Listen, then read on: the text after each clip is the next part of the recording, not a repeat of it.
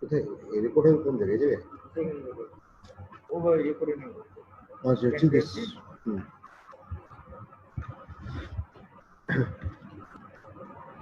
আমরা আজকে অনেকদিন পরে তোমাদের সাথে আবার আমরা বসছি, আমরা মনে হয় যে এবার থেকে নিয়মিত আরো বসতে পারবো। তোমরা কি আমার কথা শুনতে পাচ্ছ? তোমরা কি আমার কথা শুনতে পাচ্ছ? হ্যাঁ আচ্ছা, ক্লিয়ার শুনতে পাইতে হবে কিন্তু। হ্যাঁ ঠিক আছে। ফ্যানের শব্দ কি তোমাদের কোনো ডিস্টার্ব করছে কিনা? ফ্যান বন্ধ করবো তাইলে, দেখো তো, আমি জানি না কোনো শব্দ পাচ্ছ? আচ্ছা ঠিক আছে। ঠিক আছে, না স্যার ঠিক আছে, এখন ক্লিয়ার শোনা যাচ্ছে। ঠিক আছে, ভালো। তাহলে আমরা আজকে শুরু করবো। আজকে আমরা খুব গুরুত্বপূর্ণ একটা টপিক পড়বো। অলরেডি আমরা হাড়গোড় পড়ে ফেলেছি, বুঝতে পারছো না? আমরা বোনস পড়েছি, বোনসের ডিজিজ ফ্র্যাকচার পড়েছি, এখন আমরা কিছু ডিজিজ পড়বো। এবং খুব ইম্পর্টেন্ট ডিজিজ হচ্ছে osteomyelitis, very important disease because it is not easily curable, এবং we have to prevent it firstly. When any sign symptom of osteomyelitis develop, then take care of this, and empirical treatment should start earlier. Otherwise it will be a devastating condition. So it is very important, and you should know that every doctors or not only doctors, MBBS student 5th year who will appear in the final prof examination, more than 60 to 50 to 60% students must go through the osteomyelitis in exam board. এবং তোমরা when you pick up the paper, then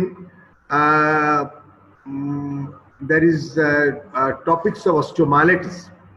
That's why কিছু না পারলে অন্তত osteomyelitis-টা Colles fracture, supracondylar fracture, understand, এই তিনটা জিনিস কোন রকম যদি মনে হয় যে আমি সার্জারি এত বড় সাবজেক্ট পড়তে গিয়ে সময় পাচ্ছি না, পরীক্ষার আগের দিন মিনিমাম একটা পড়ে যাওয়ার জায়গা যদি তৈরি হয়, তাহলে সেটার জন্য অবশ্যই fracture, supracondylar fracture, Colles fracture, shoulder dislocation এবং অস্টিওমাইলাইটিস, এটার জন্য আমরা কোনোভাবেই মিস না করি, এবং ফ্র্যাকচার নেক অফ ফিমার, এই জিনিসগুলো আছে। তো আমরা আজকে অস্টিওমাইলাইটিস আমরা শুরু করব। তোমরা সবাই জানো যে অস্টিওমাইলাইটিস বলতে আমরা কি বুঝি।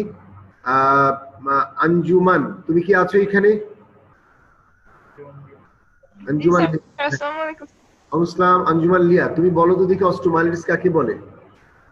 What is what do you mean by osteomyelitis? না জানলে কোনো অসুবিধা নেই, শিখিয়ে দিব। জানো কি? Inflammation of the bone and bone marrow is called osteomyelitis. Very good, এই তো খুব ভালো। তার মানে osteomyelitis মানে inflammation of the bone and bone marrow. তো এইটার ক্ষেত্রে আমাদের বেশ কিছু জানার আছে। আমরা প্রথমে জানতে হবে আসলে ইনফেকশনটা কি। ইনফেকশনটা কি? ইনফেকশনটা বলতে আমরা কি বুঝি, এবং এটা সাধারণত ব্যাকটেরিয়া দিয়ে আমরা মেইনলি হয়। এছাড়াও আমাদের এই অস্টিওমাইলাইটিস টিউবারকুলোসিস দিয়ে হতে পারে, অস্টিওমাইলাইটিস তোমার ফাঙ্গাস দিয়ে হতে পারে, প্যারাসাইট দিয়ে হতে পারে, ইভেন ভাইরাল অস্টিওমাইলাইটিস আছে। দ্যাটস ওয়াই আমরা আজকে অস্টিওমাইলাইটিস সম্বন্ধে, অ্যাকিউট অস্টিওমাইলাইটিস সম্বন্ধে জানবো। অ্যাকিউট অস্টিওমাইলাইটিস বলতে আমরা যেটা বুঝি, যেটা হচ্ছে একেবারে তোমার কি বলে লেস দেন 2 weeks এর ভিতরেই আমাদের যে ইনফ্লামেশন ধরা পড়ে সেটাই। আমাদের প্রথমে আসলে আমরা জানি যে অস্টিওমাইলাইটিস এর প্রথমেই আমরা দেখতে চাই যে ইনফেকশন বলতে আমরা কি বুঝি। এটা তো ইনফেকশন, তাই না? তোমার বডিতে যে কোনো রুটেই হোক না কেন, যদি যে কোনো অর্গানিজম যদি তোমার বডিতে প্রবেশ করে, সেই রুটগুলোর কথা আমরা একটু পরে বলছি যে কোন কোন রুটে প্রবেশ করে। এবং সাধারণত osteomyelitis very common in the children and then common in the infants or neonate and then the adults. তাহলে ফার্স্ট হচ্ছে কমন হচ্ছে চিলড্রেন।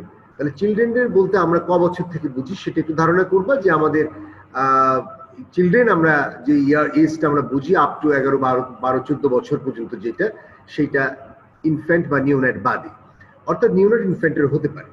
ইনফেকশনের শুরুতে দেখো আমাদের একটা শরীরে যখন একটা অর্গানিজম এন্ট্রি করে, করার পরে কি হয়, সেই অর্গানিজমটা শরীরের ভিতরে যে multiply and spread with the body tissues. এবং এই যে তোমার মাল্টিপ্লাই এবং স্প্রেড করে, তোমরা জানো যে ব্যাকটেরিয়া মাল্টিপ্লাই করে বাইনারি ফিশনের মধ্যে দিয়ে, অর্থাৎ 2 থেকে 4 4 4 16, 16 ইন্টু 16, তাই না? এইভাবে বাইনারি ফিশনের মধ্যে দিয়ে সে মাল্টিপ্লাই করে, অর্থাৎ very rapidly they multiplied in the body. তাহলে আমরা যদি বলি যে it is a condition in which pathogenic organisms multiply and spread with the body tissue. আচ্ছা, তাহলে সবার হয় না কেন? আমরা এই যে খোলা বাতাসে ঘুরে বেড়াই, আমরা অনেকে খুব কি বলে ডার্টি প্লেসের ভিতরেও আমাদের অনেক সময় অ্যাক্সিডেন্ট ঘটে, অনেক সময় সেখানেও, তারপরেও আমাদের বডিতে এত ধুলাবালি, এত অর্গানিজম সবার হচ্ছে না কেন? এর একটা কারণ হচ্ছে বডির একটা নিজস্ব মেকানিজম সিস্টেম আছে। বডির যে মেকানিজম সিস্টেম, সেখানে অনেকগুলো জিনিস কাজ করে। তোমরা সবাই জানো, তোমরা 4th ইয়ারে পড়েছো ক্লিয়ারলি যে আমাদের মেকানিজম কি, একটা নিউট্রোফিলিক, একটা ফ্যাগোসাইটিক একটা সিস্টেম কাজ করে। শরীরের ভিতরে অজানা কিছু যদি ঢোকে, তবে তাকে ডিস্ট্রয় করার জন্য একটা প্ল্যান সে তৈরি করে ফেলে। এছাড়া শরীরের ভিতরে আমাদের কি আছে? অ্যান্টিবডি সিস্টেম আছে, T cell, B cell, humoral antibody, cell mediated antibody, reticular endothelial cell, এগুলো সবকিছুই কিন্তু আমাদেরকে এই যুদ্ধের সময় নেমে আসে, সবাই ইনফেকশনকে প্রিভেন্ট করতে চায়। তাহলে আমরা সেটা যদি এইভাবে আমরা বলি, this usually gives rise to an acute or chronic inflammatory reaction which is the body's ways। এই যে body's ways, এই বডির ওয়েজটা কি? এই বডির ওয়েজ হচ্ছে, আমি যে 4টা সিস্টেম বললাম, এটা হচ্ছে বডিজ ওয়েজ অফ কম্ব্যাটিং, তাকে বাধাগ্রস্ত করা। ইনভেটর বলতে হচ্ছে আক্রমণকারীকে, অর্থাৎ সেই ব্যাকটেরিয়াকে, এবং তাকে আক্রমণকারীকে বাধা সৃষ্টি করে এবং ডিস্ট্রয় দেন, তাদেরকে নষ্ট করে ফেলে, অথবা অ্যাটলিস্ট ইমোবিলাইজ দেন, অথবা তাদেরকে পঙ্গু করে ফেলে, অথবা তাদেরকে একটা সিঙ্গেল এরিয়াতে আবদ্ধ করে। তার মানে কি? আপনি অ্যাবসেস করে ফেলে, তাই না? সিঙ্গেল এরিয়াতে আবদ্ধ করে মানে কি? তাকে একটা অ্যাবসেস অর্থাৎ পায়োজেনিক মেমব্রেন তৈরি করে একটা অ্যাবসেস তৈরি করে। তাহলে এখানে ইম্পর্টেন্ট একটা বিষয় হচ্ছে যে ইনফেকশনটা প্রিভেন্ট করার জন্য, অর্গানিজম প্রিভেন্ট করার জন্য বডিতে যে সকল মেকানিজম তৈরি করে, সেই মেকানিজম ভালো কাজ করতেই আসে, কিন্তু ভালো কাজ করতে আসার মধ্য দিয়ে আমার দেহে প্রদাহের সৃষ্টি হয়, জ্বর হয়, ব্যথা হয়, এবং সবকিছু ভালো কাজের জন্য। এই যে শরীরে আমার ইন্টারলিউকিন সিস্টেমটা চালু হয়ে যায়, ইন্টারলিউকিন 1, 6 এগুলো যে আসছে, এই যে কমপ্লিমেন্ট সিস্টেম বলি আমরা, এটাও আসে। তাহলে এই কমপ্লিমেন্ট সিস্টেমের কাজ আছে, তারা কি করে? আমার বডিতে ফিভার তৈরি করে। তাহলে সে ভালো কাজ করতে এসে ইনফেকশনকে প্রিভেন্ট করার জন্য এটা তৈরি হয়। তাহলে তোমাদেরকে এই জিনিসটা তোমরা অলরেডি, আমার মনে হয় এটা তোমরা ছবিটা নিয়ে ফেলেছো, এবং এটা যেটা আছে ইনফেকশন, যেন আমরা শুরুতে বলতে পারি। আরেকটা জিনিস হচ্ছে যে ইনফ্লামেশন বা ইনফেকশনের বেশ কিছু সাইন সিম্পটম আছে।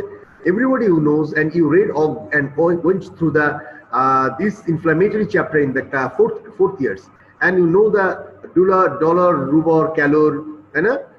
Functionalia, that is redness, swelling, তারপরে হচ্ছে তোমার pain and loss of function। দুবার রেডনেস লেখা হয়ে গেছে, হ্যাঁ, অসুবিধা। Redness, swelling, pain and functionalia, that is loss of function। আমরা যেন পরীক্ষার সময় সিস্টেমগুলো একটু বলতে পারি যে ইনফেকশনের বিষয়টা কি। এবার আমরা আসো, এই যে কনফাইন করে ফেলে অনেক কি সময় যেমন ধরনের দুইটা ডেফিনিশন জিজ্ঞাসা করা হয়, একটা হচ্ছে পাস আর একটা হচ্ছে অ্যাবসেস। তো পাসটা কি জিনিস?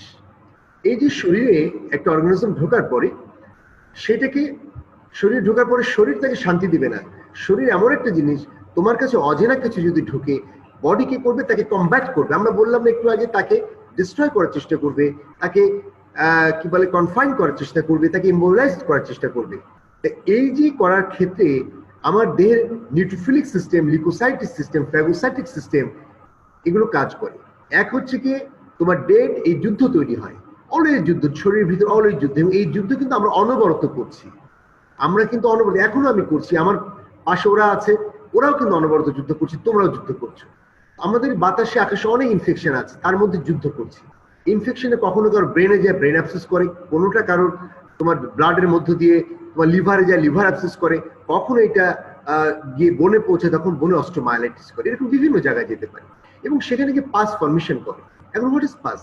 পাস সম্বন্ধে তোমাদের একটু জানতে হবে, যে এটা হচ্ছে কনসেন্ট্রেট অফ ডিফাঙ্ক্ট। ডিফাঙ্ক্ট মানে ফাংশন নেই, ডিফাঙ্ক্ট লিউকোসাইট, অর্থাৎ যুদ্ধ করতে গিয়ে যে লিউকোসাইট গুলো মারা গেল, সেই সৈনিক, তাই না? ভিয়েতনাম যুদ্ধের সেই সৈনিকের কথা বলো, আর স্বাধীনতা 71 সেই সৈনিকের কথা বলো। এই যে তোমার লিউকোসাইট, এরা হচ্ছে তারা যারা যুদ্ধে শহীদ হয়েছে, যারা যুদ্ধে শহীদ, কারণ এরা তোমাকে রক্ষা করতে গিয়েছিল, বাঁচাতে গিয়েছিল। এই ডিফাঙ্ক্ট লিউকোসাইট এবং ডেড এবং ডাইং ব্যাকটেরিয়া, এরা হচ্ছে সেই পাকিস্তানি শত্রু, যারা ডেড এবং ডাইং, যাদেরকে মেরে ফেলা হয়েছে, অথবা মরমর ভাব, অর্থাৎ তুমি এদিকে মুক্তিযোদ্ধা, ওদিকে তোমার হচ্ছে গিয়ে শত্রু সৈন্য, তাই না? লিউকোসাইটস এবং এরা এবং tissue debris which is often localized in an abscess, এরা যে অ্যাবসেসের ভিতরে থাকে এটা হচ্ছে পাস। তাহলে অ্যাবসেসের ডেফিনেশন কি বলবা কি? এটার সাথে শুধু লিখবা যে লাইন বাই পায়োজেনিক মেমব্রেন, এই শব্দটা যেন বাদ না যায় অ্যাবসেসের ক্ষেত্রে, তাই না? পায়োজেনিক মেমব্রেন সবই বললাম, pus which is lined by a pyogenic membrane, সেটাই হয়ে যাবে অ্যাবসেস। এই পায়োজেনিক শব্দটা আমরা জানতে চাই। এখন আসো আমাদের অর্গানিজম স্প্রেড করে কিভাবে। অর্গানিজম স্প্রেড করার ক্ষেত্রে একটা হচ্ছে ব্লাড সিস্টেমের মধ্যে দিয়ে যায়, আর একটা লিমফেটিক্স এর মধ্যে দিয়ে যায়। চামড়ার খুব নিচে থাকে লিমফেটিক সিস্টেম, খুব নিচে থাকে, এবং এটা তুমি দেখবে অনেক সময় স্কিনের নিচে স্ট্রিক বলি আমরা, লাল হয়ে একটা দাগ হয়ে যায়, এবং সেটা কিন্তু লিমফেটিক সিস্টেম। তাহলে এটা যখন লিমফেটিক সিস্টেমের মধ্যে দিয়ে যায়, যখন লিমফেটিক্স এর মধ্যে ঢোকে তখন বলা হয় lymphangitis, inflammation of the lymphatic channels. আর যখনই লিমফেটিক্স থেকে এর আগে লিম্ফ নোডে গিয়ে যখন জড়ো হয় তখন তৈরি হয় লিম্ফ্যাডিনোপ্যাথি। অনেক সময় দেখা যায় ইনফেকশন যেখানে হয় সেখান থেকে কাছাকাছি যে লিম্ফ নোডগুলো, সেই লিম্ফ নোডগুলো কিন্তু বড় থাকে, এবং এই লিম্ফ নোডগুলো প্রক্সিমালি হতে পারে, ডিস্টালি হতে পারে তোমার যে ইনফেকশন। তাহলে তখন আমরা কি বলি? লিম্ফ্যাডিনোপ্যাথি। পরীক্ষার সময় জন্য আমি যা যা বলছি খেয়াল রাখবো, এগুলো বলতে হবে। যখন ব্লাড স্ট্রিমের মধ্যে দিয়ে যায় তখন এটা তৈরি করে ব্যাকটেরিয়ামিয়া এবং সেপ্টিসেমিয়া। তোমাদের পরীক্ষার সময় এগুলো একটু ইনফ্লামেশন, এই কি বলে ব্যাকটেরিয়া এবং সেপ্টিসেমিয়া, এই বিষয় একটু জানতে হবে, তাই না? যে আমাদের ব্যাকটেরিয়ামিয়া কি এবং সেপ্টিসেমিয়া কি, তাই না? এটা কিন্তু আমরা সবাই আমরা যেন আমরা ইনফর্মড হই, আমরা যেন জানি যে মিনিমাম এই কথাগুলো, যদি এগুলো তোমাদের সবাই জানতে পারবে তোমার সার্জারিতে, তারপরও ব্যাকটেরিয়া সেপ্টিসেমিয়া কথাগুলো যে আমাদের পাস ইন দি তোমার যদি ইসের মধ্যে থাকে, ব্লাডে থাকে, তাই না? এবং এটা ডিস্টেন্স সাইডগুলোতে যায় তখন সেপ্টিসেমিয়া ডেভেলপ করে। আর শুধু ব্যাকটেরিয়া যখন থাকে তখন ব্যাকটেরিয়ামিয়া বলে, তাই না? একটু ক্লিন একটু জানতে হবে। এবার আসো আমরা অস্টিওমাইলিটিস কেন হয়, এটা খুব গল্পের মতো, খুব সুন্দর একটা চ্যাপ্টার। এটা তুমি দেখবে তোমার তুমি আমাদের একদিন ক্লাস সময় বেশি লাগলেও দেখবে এটা একটা ছবির মতো, গল্পের মতো। অস্টিওমাইলিটিস একটা ত্রিভুজের তিনটা কোণায় আবদ্ধ আছে। কিভাবে হয় কজেস? একটা হচ্ছে কিছু হতে গেলে তো ইনিশিয়েটিং কিছু ফ্যাক্টর লাগে, সেটা হচ্ছে পজিটিভ এজেন্ট। অর্থাৎ কি কারণে কোন একটা ইনিশিয়েটিং ফ্যাক্টর। তোমাকে আমি তো খোঁচা মারলে তুমি লাভ দেবে নাকি? আমি তো খোঁচাই না হয় লাভ দেবে কিভাবে? তোমাকে আমি যদি ক্ষত করি তাহলে তোমার ক্ষত হবে, তাহলে পজিটিভ কিছু অর্গানিজম লাগবে, এটাই হচ্ছে পজিটিভ এজেন্ট। এখন আমরা দেখো সমাজে আমরা বাস করি, হাজারে বিজারে লক্ষ কোটি জীবাণুর মধ্যে বাস করছি, টিবির জীবাণু ঘুরে বেড়াচ্ছে, আমার হচ্ছে তোমার হচ্ছে না, ঠিক না? কারণটা কি? তোমার নিজস্ব কিছু বিষয় আছে, সেই বিষয়টা হচ্ছে হোস্ট ফ্যাক্টর। তুমি নিজে তোমার ইমিউনিটি অনেক বেশি, অর্থাৎ তোমাদের রোগ প্রতিরোধ ক্ষমতা বেশি, এটা হোস্ট ফ্যাক্টর। একটা মানুষ তার হোস্ট কি আছে, সেটা হোস্ট তার ফ্যাক্টর গুলো নাই। যেরকম সে একজন অসুস্থ মানুষ, এনিমিক মানুষ, ডেবিলিটেড মানুষ, ডায়াবেটিস আছে, এইডস আছে, ক্রনিক ইলনেস আছে, তাহলে কি হবে? তার হোস্ট ফ্যাক্টর ভালো না। তাহলে সে দেখা গেল কোনো একটা ছোট ক্ষেত্রে দেখবা তোমাদের অনেক বন্ধু বান্ধব আছে খুব টায়ারে, অনেক আছে যে কোনোদিনই হাঁচি জ্বর সর্দি মানে তাকে কি বলে ইনফ্লুয়েঞ্জা অ্যাটাক করতে পারেনি। অনেকে দেখবে কোনো জ্বরই হয় না 10 বছর ধরে, অনেকের প্রতি বছর 3 বার করে জ্বর হয়। অর্থাৎ বুঝতে হবে তার যে ইমিউন সিস্টেমটা খুব দুর্বল, এটাই হচ্ছে হোস্ট ফ্যাক্টর। আর একটা হচ্ছে environmental factor. What is the environmental factor? এখন তুমি যদি কাজ করো সব সময়ের জন্য এনভায়রনমেন্ট, একটা ক্রাউডেড পপুলেশনের মধ্যে বাস করো, তাই না? একটা বস্তিতে বাস করো, কন্টিনিউয়াসলি তোমার যে পুয়ার ক্রাউডিং, তাই না? এই পুয়ার একটা অবস্থা কি বলে কন্ডিশনের মধ্যে যদি তুমি বাস করো, তাহলে তুমি দেখবে যে কন্টিনিউয়াসলি এই যে ক্রাউডেড একটা জায়গা, এই সকল জায়গা থেকে তোমার ভিতরে এত মানুষ মেলামেশা, তুমি গ্যাপে গ্যাপে থাকো, ইনফেকশন কম। এই যে আমরা কোভিড এর সময় বলি গ্যাপ দাও, মানে কি তোমার থেকে একটা ছড়ানোর সুযোগটা কম দাও। হ্যাঁ, আমরা বস্তিতে কিভাবে বাস করি? আমরা গাদাগাদি করে বাস করি, আমরা সমাজে রাস্তাঘাটে চলি, আমরা বাস ট্রামে উঠি। তোমরা তো দেখোনি সেই জিনিস, আমরা যখন বাসে এক সময় চলেছি, গায়ের সাথে মানে ঘামের সাথে ঘাম বিনিময় যেটা বলে, হ্যাঁ, ও ভিজে যাচ্ছে, ওর ঘামে আমি ভিজে যাচ্ছি, কি একটা বিশ্রী একটা ব্যাপার, তাই না? অর্থাৎ এই ইনফেকশনটা কেন হবে না? তাহলে আমার তিনটা ফ্যাক্টরকে অলওয়েজ মনে রাখতে হবে। তবে এটা কিন্তু ওভারঅল অস্টিওমাইলাইটিস এর কথা বলছি, আমি অ্যাকিউটের কথা বলছি না। অ্যাকিউট এর মধ্যে থেকে হতে পারে, ক্রনিক এর মধ্যে থেকে হতে পারে, but it is the osteomyelitis, causes of osteomyelitis. পরীক্ষার সময় যদি লেখে কজেস অফ অস্টিওমাইলাইটিস তাহলে একরকম, যদি লেখে অ্যাকিউট অস্টিওমাইলাইটিস এর কজ বলে তাহলে আবার অর্গানিজম দিয়েও তোমার চিন্তা করতে হবে আলাদা করে, ঠিক আছে? এবার আসো কজেটিভ এজেন্ট, কি কি কজেটিভ এজেন্ট দিয়ে হতে পারে। যেটা আমি শুরুতে বলেছিলাম যে তোমাদের হতে পারে ব্যাকটেরিয়া দিয়ে মেইনলি হয়, ফাঙ্গাস দিয়ে হয়, ভাইরাস দিয়ে হয়, প্যারাসাইট দিয়ে হয়। এখন তোমাকে পরীক্ষার সময় জিজ্ঞাসা করা হবে যে কিছু ব্যাকটেরিয়ার নাম বলো, তাই না? তুমি কিছু নাম বলতে হবে। তুমি যদি সুন্দর করে গুছিয়ে বলো তাহলে তুমি বলবে স্পেসিফিক ব্যাকটেরিয়া আর একটা নন স্পেসিফিক ব্যাকটেরিয়া। এটা তোমার বলার মধ্যে ডিপেন্ড করবে। তুমি যদি সুন্দর মার্ক পেতে চাও, অনেকে অনেক সুন্দর মার্ক পায়। কারণ কি, আমি যখন জিজ্ঞাসা করি বলো তো টেল সাম ব্যাকটেরিয়া, তখন সে বলে sir patient can be affected by two types of organisms. One is তোমার হচ্ছে স্পেসিফিক ব্যাকটেরিয়া, একটা নন স্পেসিফিক ব্যাকটেরিয়া। তো আমরা সেখানে জানতে চাই, তখন আমি বলি বাহ সুন্দর বলেছে ছেলেটা মেয়েটা, তাহলে তুমি বলো কিছু নন স্পেসিফিকের নাম। অনেক সময় জিজ্ঞেস করি কিছু স্পেসিফিকের নাম। তো নন স্পেসিফিক যে ব্যাকটেরিয়া, স্পেসিফিক ব্যাকটেরিয়া, এখন non specific bacteria, fungus, virus, parasitic নামগুলো আমরা জানবো। তবে সবসময় মনে রাখবে নন স্পেসিফিক ব্যাকটেরিয়া গুলো সবচেয়ে কমন এবং এটাই 70% কজ, এবং এটি অ্যাকিউট অস্টিওমাইলাইটিসের জন্য দায়ী। হ্যাঁ, মূলত দায়ী। এটার ভিতরে সবার আগে আছে স্ট্যাফাইলোকক্কাস, স্ট্যাফ আমরা যাকে বলি, স্ট্যাফাইলোকক্কাস অরিয়াস, স্ট্রেপ্টোকক্কাস পায়োজেন্স, আমরা যেন অবশ্যই না বলি স্ট্যাফাইলোকক্কাস অরিয়াস, স্ট্রেপ্টোকক্কাস পায়োজেন্স। এছাড়াও আমাদের আরো কিছু অর্গানিজম কিন্তু যা লাগে। এবং সবচেয়ে বড় জিনিস হচ্ছে, তোমাদেরকে এখন বলি ভালো করে পরীক্ষার যে তোমরা খাতায় লিখছো, খাতার কোনায় নোটগুলো করে নাও। তোমাদেরকে অবশ্যই জানতে হবে যে কোনটা কোন অর্গানিজম, অর্থাৎ এটা কি গ্রাম নেগেটিভ না গ্রাম পজিটিভ নাকি এটা অ্যানারোব, তোমাকে জানতেই হবে। কেন জানতে হবে? সাকি আমাকে বলো যে তুমি মাইক্রোফোন অন অফ করে আমাকে বলো কেন আমি জানতে বলছি গ্রাম পজিটিভ, গ্রাম নেগেটিভ, অ্যানারোব, কেন এই ব্যাকটেরিয়া, বলো। অন করো তোমার মাইক্রোফোন, তুমি আনমিউট হও, নাকি তুমি নাই? স্যার আসসালামু আলাইকুম। কেন চাচ্ছি? আমি চাচ্ছি স্যার অ্যান্টিবায়োটিকের জন্য, ব্রড স্পেকট্রাম, ন্যারো স্পেকট্রাম অ্যান্টিবায়োটিকের জন্য। ব্রড স্পেকট্রাম বলবা না, তুমি বলবা যে স্যার আমরা অ্যান্টিবায়োটিক কি দিব।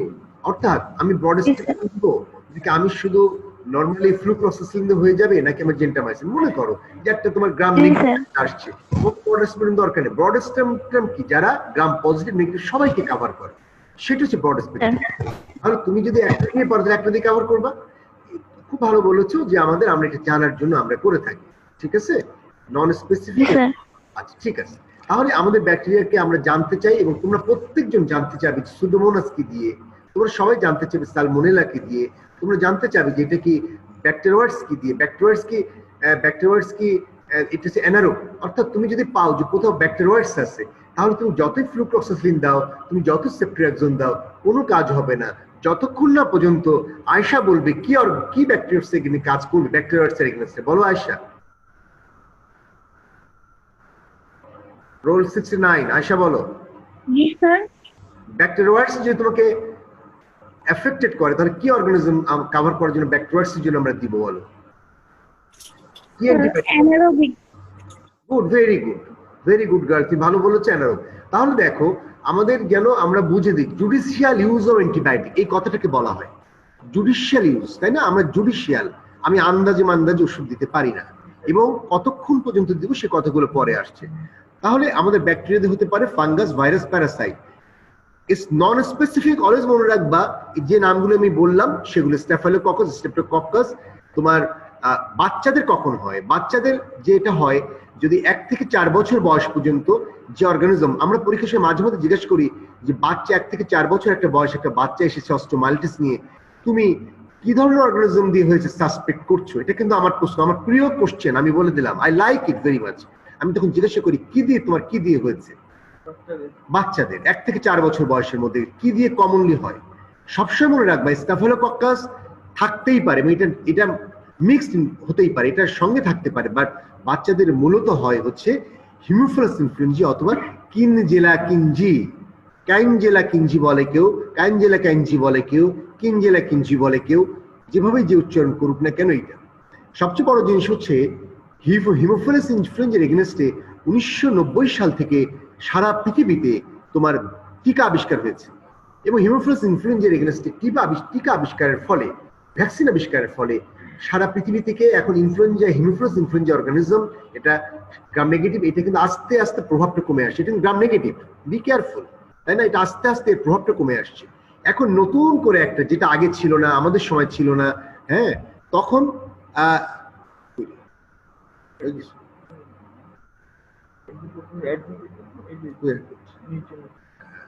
হ্যাঁ, তো আমাদের সময় দেখো কিনজেলা কিঞ্জি আবিষ্কার ছিল না, আমাদের সময় ইনফ্লুয়েঞ্জাই ছিল, কারণ আমরা তো অনেক আগের দশকের মানুষ। তোমাদের সময় এখন দেখবা যে কিনজেলা কিঞ্জি চলে আসছে, অর্থাৎ তোমরা অবশ্যই বলবা যে sir Staphylococcus aureus associated with this, অথবা আগে বলে নিবা যে sir Haemophilus influenzae or Kingella kingae associated with Staphylococcus aureus অথবা স্ট্রেপ্টোকক্কাস পায়োজেন্স।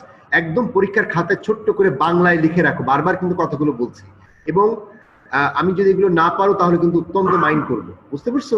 এগুলো কখনো যা বলছি, তাহলে এগুলো স্পেসিফিক। এছাড়া কি হচ্ছে বলে ইকোলাই, প্রোটিয়াস, সুডোমোনাস, তাই না? এগুলো সব দিয়ে হতে পারে, অ্যানারোব দিয়ে হতে পারে। এগুলো হচ্ছে সব তোমার হচ্ছে নট স্পেসিফিক। স্পেসিফিক কোনগুলা?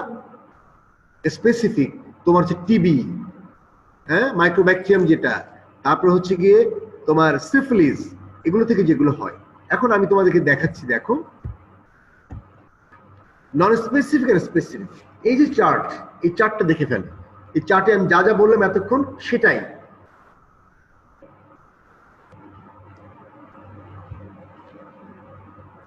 ছবিগুলো এর থেকে নিয়ে রাখতে পারিস? তাহলে আমি আগে যাই, হ্যাঁ, মানে দাঁড়ানো। তাহলে স্পেসিফিক যেটা তুমি দেখো, মাইক্রোব্যাকটেরিয়াম টিউবারকুলোসিস, ট্রিপোনেমা প্যালিডিয়াম, মাইক্রোব্যাকটেরিয়াম ল্যাপ্রি, অর্থাৎ যেটা সিফিলিস বলেছিলাম এটা দিয়ে হয় এবং ল্যাপ্রি দিয়ে হয়। এগুলো স্পেসিফিক।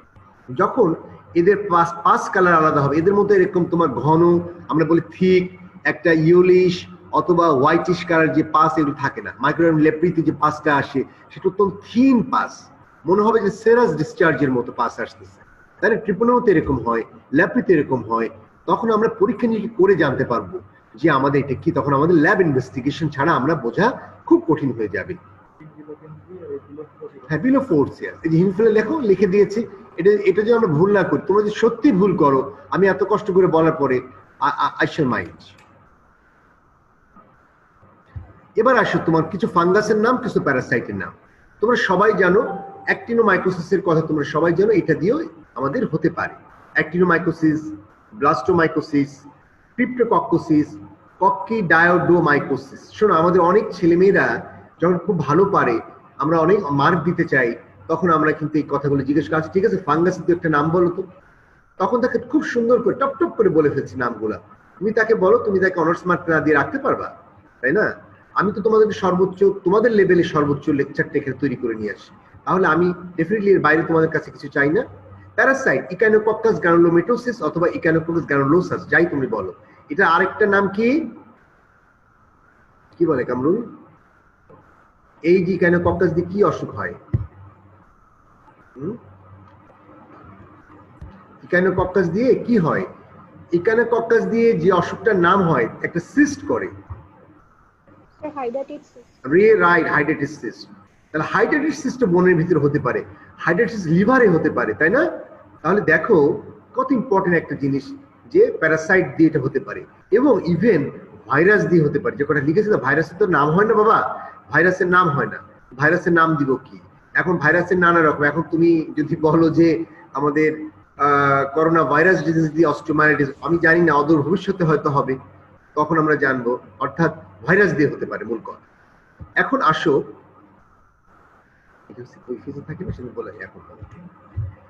এখন দেখো হোস্ট কিছু ফ্যাক্টর। আমি 3 কোণে 3টে বলেছি, পজিটিভ অর্গানিজম হয়ে গেল এক কোণে। এবার হোস্ট ফ্যাক্টর আরেকটা জায়গায় আছে তোমার এনভায়রনমেন্টাল ফ্যাক্টর। এটা সাধারণত চিলড্রেনদের বেশি হয়, বড়দের কম হয়।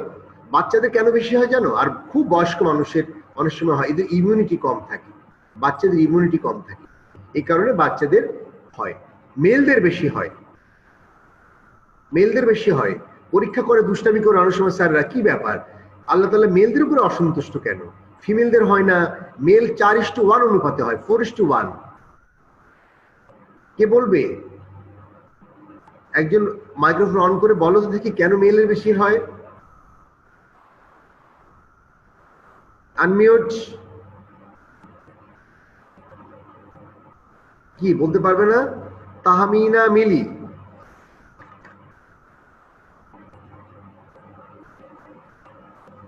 বলো ছেলেদের কেন বেশি হয়?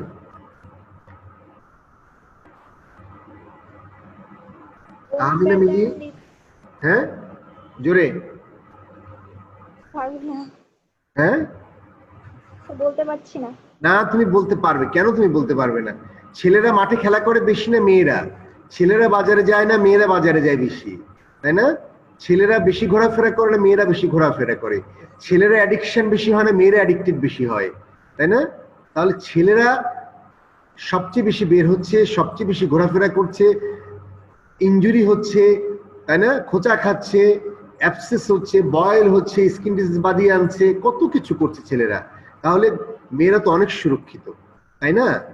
সেই জন্য হয়। খুব সহজ একটা কারণ জিজ্ঞেস করলাম এই কারণে। তাহলে ছেলেদের বেশি হয়। জেনারেল কিছু আছে তুমি দেখো, আমি যেটা বলছিলাম জেনারেল কিছু কজ, এনিমিয়া, ডেবিলিটি, পুর নিউট্রিশন, তাই না? এগুলি পুর ইমিউনিটি, ডায়াবেটিস, এগুলো তোমার এমনি কি করবে, তোমার ইমিউন সিস্টেম করে কমিয়ে দিবে। হোস্ট ফ্যাক্টর আরেকটা জিনিস হচ্ছে লোকালি। লোকাল কি হয়? লোকালি এটা সাধারণত টিবিআর আপার পার্টে যে মেটাফাইসিস এবং ফিমারের লোয়ার পার্ট এবং আপার পার্টের মেটাফাইসিস, মনে থাকে যেন। আমি এখানে লিখি নাই, তোমাদেরকে জাস্ট বলেছি metaphysis area is more prawn. এর পরের কোশ্চেনই আমি তোমাকে করব, মেটাফাইসিস কোন বোনের? বলবা স্যার লং বোন, তো অবশ্যই লং বোন সাথে মেটাফাইসিস হবে না। তো লং বোনের কোন লং বলে বেশি এফেক্টেড হয়? টিবিয়া এবং ফিমার। টিবিআর কোথায় হয়? বলবা স্যার টিবিআর আপার এন্ডে হয়। ফিমারের কোথায় হয়? ফিমারের লোয়ার এন্ডে এবং আপার এন্ডে হয়, মেটাফাইসিল এরিয়াতে। এবার আমি বলবো কেন হয়, তুমি বলবা স্যার এখানে মেটাফাইসিল এরিয়াতে যে আমার ভেসেলগুলা থাকে, সেই ভেসেলগুলা হেয়ার পিন প্যাটার্নে থাকে। চুলের কাঁটা, তোমাদের খোপায় যে চুলের কাঁটা দাও মেয়েরা, হ্যাঁ, চুলকে বেঁধে রাখার জন্য বড় বড় খোপা কাটা না, এটা হচ্ছে একেবারে তুমি আমরা যে চিকন যে তোমার কি মানে কালো কাটাগুলা যেটা দেই, তাই না? সেইটার ক্ষেত্রে এটা এটা কিন্তু হেয়ার পিনের যে এগুলো থাকে দুই পাশে লুপের মতো যে কাটাগুলো কোপাই দেয়, এই জন্য তার নাম আছে hairpin pattern. Not only that, এখানে ফ্যাগোসাইটিক সিস্টেমটা ডিফেক্টিভ থাকে এই এলাকাতে, এবং এখানে তোমার সার্কুলেশনটা খুব বেশি থাকে। এবং নট অনলি দ্যাট, এখানে স্ট্যাসিস হয়। কারণ স্ট্যাসিস হয় কেন, আমি তোমাকে ছবি দেখাবো, যেখানে ভেসেলটা করে উপরের দিকে থেকে এসে নিচের দিকে এরকম করে, একদম জাস্ট হেয়ার পিন যেরকম এরকম করে এসে এরকম নিচের দিকে নেমে ওটা সাইনোসয়েডে যায়। তাহলে একটা আমি যদি একটা পাইপ উপরের দিকে জোরে ধরে পানি ছাড়ি, পাইপের পানি প্রথম ফোর্সলি যাবে, কিন্তু উপর থেকে যেটা নামবে, খেয়াল করো, উপর থেকে যেটা নামবে তখন সেটা কিন্তু স্লো হয়ে যায়, তাই না? তাহলে অনেক ফ্লোতে আসলো, আসার পরে যখন নামা শুরু করবে তখন ওই জায়গায় স্ট্যাসিস হবে। তাহলে স্ট্যাসিস মানে কি, জমে যাবে একটু। তাহলে এই যে একটু ক্ষণিক সময় পায় জমে যাওয়ার, এই কারণেই ওই জায়গাটা কি হয়, তোমার ইটা জমে, কি বলে, তোমার এই অর্গানিজমটা ওখানে জমতে সাহায্য করে এবং ওখানে অ্যানোক্সিয়া ডেভেলপ করে, এবং ওই জায়গাটা অ্যানোক্সিয়া একটু সার্কুলেশন কম, অ্যানোক্সিয়ার বলে এটা আর একটু পায়। এছাড়া এই যে তোমার মেটাফাইসিস থেকে যখন উপরের দিকে যায় ফাইসিসের দিকে, এপিফিসিসের দিকে, তখন এখানে আমাদের এক ধরনের কোলাজেন আছে, কোলাজেন 1। এই কোলাজেন 1-এর সাথে এটা বাইন্ড করতে পারে। তাহলে এতগুলা কারণ আমাদের কিন্তু দাঁড়ায় কেন। এবং এটা দেখো তোমার ওপেন ফ্র্যাকচার ক্ষেত্রে ডাইরেক্টলি ওপেন যদি ফ্র্যাকচার হয় তাহলে সেখানে কি হয়, ওপেন ফ্র্যাকচার হলে সেখানে সরাসরি ইনোকুলেশন হয়। তুমি বাইরে থেকে একটা ভোতা ছুরি, ভোতা নোংরা দা অথবা কোন বটি দিয়ে তুমি আঘাত করলা, তাহলে ওই যে অর্গানিজম তোমার বটিতে ছিল, দাঁতে ছিল, তোমার লাঠিতে ছিল, সেগুলো ময়লা জায়গাটা কেটে গেল, ফেটে গেল এবং সঙ্গে সঙ্গে অর্গানিজম ঢুকেও গেল। এই জন্য ট্রমাতে ওপেন উন্ডের ক্ষেত্রে লোকাল একটা ফ্যাক্টর কাজ করে। এনভায়রনমেন্টাল ফ্যাক্টর যেটা আমরা বলছিলাম, পোর হাইজিনিক কন্ডিশন, ওভারক্রাউডিং এন্ড পভার্টি, অর্থাৎ দারিদ্রতা একটা বড় জিনিস। আমাদেরকে দারিদ্রতাই ওভারক্রাউডিং, পোর হাইজিনিক কন্ডিশন গুলোর জন্য আমাদের এসে দাঁড়ায়, তাই না? বোন ইনফেকশন, যেটা আমরা বলছিলাম যে কোথা থেকে ঢুকবে, ঢোকার পথ কি কি। ঢোকার পথ হচ্ছে মূলত ডাইরেক্ট এবং ইনডাইরেক্ট। ওই হচ্ছে দুইটা, ডাইরেক্ট। তাহলে ডাইরেক্ট মানে কি, অর্থাৎ হেমাটো এটা হচ্ছে কি ডাইরেক্ট ইন্ট্রোডাকশন থ্রু স্কিন, চামড়ার নিচ থেকে ঢুকবে।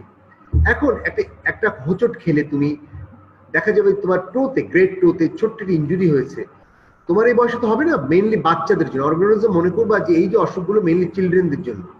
অর্থাৎ বাচ্চা কি করে, পড়ে যায়, হোঁচট খায়, বাবা মাকে দেখায় না, তোমাদের মতো ফুফু খালাদেরকে দেখায় না, হ্যাঁ, তারা কি করে, হোঁচট খেয়ে আসে, পায়ে ছোট্ট একটু পিন প্রিক হলো, একটা ইনফেকশন হলো, একটা স্ট্যাব হলো, একটু ল্যাসারেশন হলো, কিছু বলে না, তাহলে ওখান থেকে অর্গানিজম ঢোকে। অথবা দেখা যায় কি, direct spread from contiguous focus of infection. হয়তো তোমার একটা জায়গায় কানেক্ট ইনফেকশন আছে, ওটাইটিস মিডিয়া, তাই না, কান ইনফেকশন, ওখান থেকে ওই ইনফেকশনটা ব্লাডে চলে গেল, ব্লাড বর্ন হয়ে তোমাকে যাবে, ব্লাড বর্ন হয়ে ব্লাডের ভিতরে ঘুরতে থাকবে, কিন্তু পছন্দ করবে কোন জায়গাটা, মেটাফাইসিসকে। কেন পছন্দ করবে মেটাফাইসিসকে আগে কিন্তু বলেছি, পরীক্ষার সময় ঠিক এইভাবে জিজ্ঞাসা করি যে বলো কানের ইনফেকশন থেকে পায়ে গেল কিভাবে, কানের পায়ের একটা ছোট একটা অ্যাবসেস, একটা বয়েল হয়েছে, ছোট্ট একটা বয়েল, এই ছোট্ট বয়েলটা থেকে কিভাবে গেল, তুমি তখন বলবে স্যার বয়েলের যে পাস, এটা ব্যাকটেরিয়া, এটা কি করবে, ব্যাকটেরিয়া বা পাইমিয়া হবে মিনিমাম, এবং সেটা আমার কি করবে, নিউট্রিয়েন্ট আর্টারি অফ দা কি লং বোন অথবা শর্ট বোনের ভিতরে ঢুকে যাবে, এবং সেখানে কি করবে, মেটাফাইসাল এরিয়াতে যাবে। আমার প্রশ্ন হবে ওয়াই মেটাফাইসিসকে চুজ করলো, একটু যে কারণগুলো বললাম সেই কারণগুলো বলবে, কেন সে মেটাফাইসিসকে ভালোবাসে, কেন সে ডায়াফাইসিসকে বেশি ভালোবাসলো না। ডায়াফাইসিস হতে পারে কিন্তু আগে মেটাফাইসিস কেন, এই কারণগুলো বলতে হবে, গল্পের মতো বলতে হবে। এটা হচ্ছে তাহলে ডাইরেক্ট স্প্রেড দুই হয়। ইনডাইরেক্ট কেমন হতে পারে, অনেক ডিস্টেন্ট সাইড থেকে আসছে, তাই না, যেটা এই সরি আমি একটু যেটা বলছি ইনডাইরেক্ট। আর ডাইরেক্ট হতে পারে কি, ওই যেখানে তুমি যেটা বলছিলাম যে তোমার চামড়ার উপরে স্কিনে, আমি তোমাকে একটু আমি টুইস্ট করে ফেলেছি কথা, তোমাকে একটু বলি। এই যে আমি যেটা বললাম ইনডাইরেক্ট, অর্থাৎ অনেক দূর থেকে আসতে, ওটাইটিস মিডিয়া থেকে, বয়েল থেকে, বাট যদি বয়েল অথবা কোনো ইনফেকশন ওভার দ্য শিন অর্থাৎ বা ফিমার অথবা শিনের উপরে হয়, সেখান থেকে ডাইরেক্টলি স্প্রেড করতে পারে টু দ্য ইনফেকশন, কি বলে, বোনে। এটা একেবারে সরাসরি একটা আমরা কি বলি, একটা নালী তৈরি হয়, তাই না, অর্থাৎ অনেকে এটা বলে একটা চ্যানেল তৈরি হয়, তাই না, সেটা থেকে সরাসরি বনে চলে আসতে পারে। তো এটা হলো ডাইরেক্ট স্প্রেড। ইনডাইরেক্ট যেটা বলো ওটাইটিস মিডিয়া থেকে হতে পারে, যেটা তোমার রেসপিরেটরি ট্র্যাক্ট থেকে হতে পারে, যেটা গ্যাস্ট্রোইন্টেস্টাইনাল ট্র্যাক্ট থেকে হতে পারে, যেটা হতে পারে তোমার জেনিটো ইউরিনারি ট্র্যাক্ট থেকে হতে পারে। দেখো কতটা থেকে হতে পারে, ডিস্টেন্ট সাইড, বয়েল থেকে হতে পারে, কোনো কার্বাঙ্কেল থেকে হতে পারে, কোনো অ্যাপসিস থেকে হতে পারে, টো থেকে আসতে পারে, তোমার চলে আসতে পারে কোথা থেকে, ওটাইটিস মিডিয়া থেকে আসতে পারে, কান থেকে, তোমার নাক থেকে আসতে পারে, তোমার স্পিরিট ট্র্যাক্ট থেকে আসতে পারে, জেনিটো ইউরিনারি ট্র্যাক্ট থেকে আসতে পারে, গ্যাস্ট্রিক ইন্টেস্টাইন থেকে আসতে পারে। তাহলে এতটুকু জায়গা থেকে ইনডাইরেক্টলি আসতে পারে। সবসময় যে তোমার ফোড়া হতেই হবে, সবসময় যে স্ট্যাব উন্ড হতেই হবে তা নয়।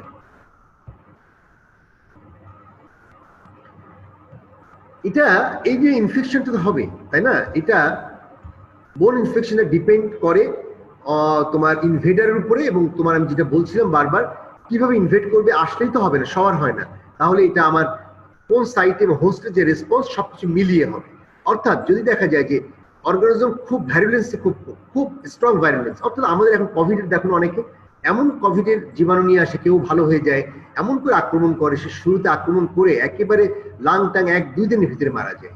তাহলে এই যে depending on the type of the invader অর্গানিজমটা কেমন, এবং তুমি কোন সাইটে আসছে, এটা যদি মেটাফাইসাল সাইটে আসে তাহলে বুঝবা খুব তাড়াতাড়ি, তাই না, এবং যদি মনে হয় যে হোস্ট রেসপন্স ভালো, তাহলে আবার দেখবো হবে না, হোস্ট রেসপন্স খারাপ হবে, অর্থাৎ এগুলো অ্যাজ এ রেজাল্ট হবে তোমার ইনফেকশন। সেপটিক আর্থ্রাইটিস, এখান থেকে জয়েন্টে যখন চলে যাবে তখন আমরা বলি আর্থ্রাইটিস, তাই না। আর গ্রানুলোপ্যাথি রিঅ্যাকশন যেটা আমরা বলি টিউবারকুলোসিস, তোমরা সবাই জানো বোনান জয়েন্ট হতে পারে, এগুলো ফাঙ্গাল ইনফেকশন, মাইক্রোব্যাকটেরিয়াম ল্যাপ্রি থেকে হতে পারে, এগুলো আমরা বলেছি একটু আগে, এগুলো হতে পারে।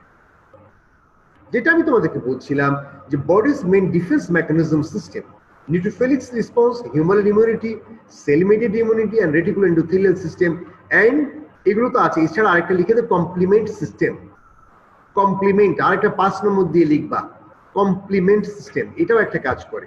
এই ডিফেন্স মেকানিজম সারা জীবন ভুলবে না, ফুড ইয়ারে পড়েছো, অর্থাৎ neutrophilic phagocytic system, human immunity, cell mediated immunity, reticular endothelial system and complement system. পরীক্ষার সময় বলতে হবে। আমরা আসি অস্টিওমাইলাইটিসের ক্ষেত্রে যে এই নামটা কবে আসলো, কখন আসলো। 1834 সালে প্রথম নীলাটন সাহেব এই অস্টিওমাইলাইটিস নামকরণ করেন। তিনি the root words osteo mean bones আর মায়ালো মানে ম্যারো আর আইটিস মানে ইনফ্লামেশন যোগ করে হয়েছে অস্টিওমাইলাইটিস। তোমরা যেটা বলেছো যে define the clinical state in which bone is infected with microorganism. Inflammation, এখানে ইনফেকশনটা অস্টিওমাইলাইটিস পুরো তোমার ডেফিনিশনে দেওয়া আছে। It is an acute or chronic inflammatory process of bone অথবা bone marrow and is structure secondary to infection, যেটা ইনফেকশনের জন্য হয়েছে, which is secondary to infection with microorganism. একটু সুন্দর করে বলা, তাই না? বলার ভিতরে অনেক সুন্দর আছে, আছে না? তুমি যখন খুব ভালো করে একটা জিনিস বলবা আর একটা খারাপ করে বলবা, পার্থক্য আছে, ঠিক না? অনেকে সুন্দর করে বকে, অনেকে রাগ করে বকে, বকা একই, কারোটা মাইন্ড করে, কারোটা দেখা গেলো এত খারাপ করে আমার সাথে কথা বললো, বিষয়টা তাই। অর্থাৎ লেখার সময় যেন আমরা সুন্দর করে লিখতে পারি সেটা চেষ্টা করবো। এবং it may remain localized or it may spread through the bone to involve the marrow, cortex, periosteum and soft tissue surrounding the bone. শুধু বোনের ভিতরে সীমাবদ্ধ থাকে তা না, বোন থেকে বেরিয়ে আসে, বোনের কর্টেক্সের মধ্যে থেকে পাস করে ভকম্যান ক্যানেলস দিয়ে, কি দিয়ে?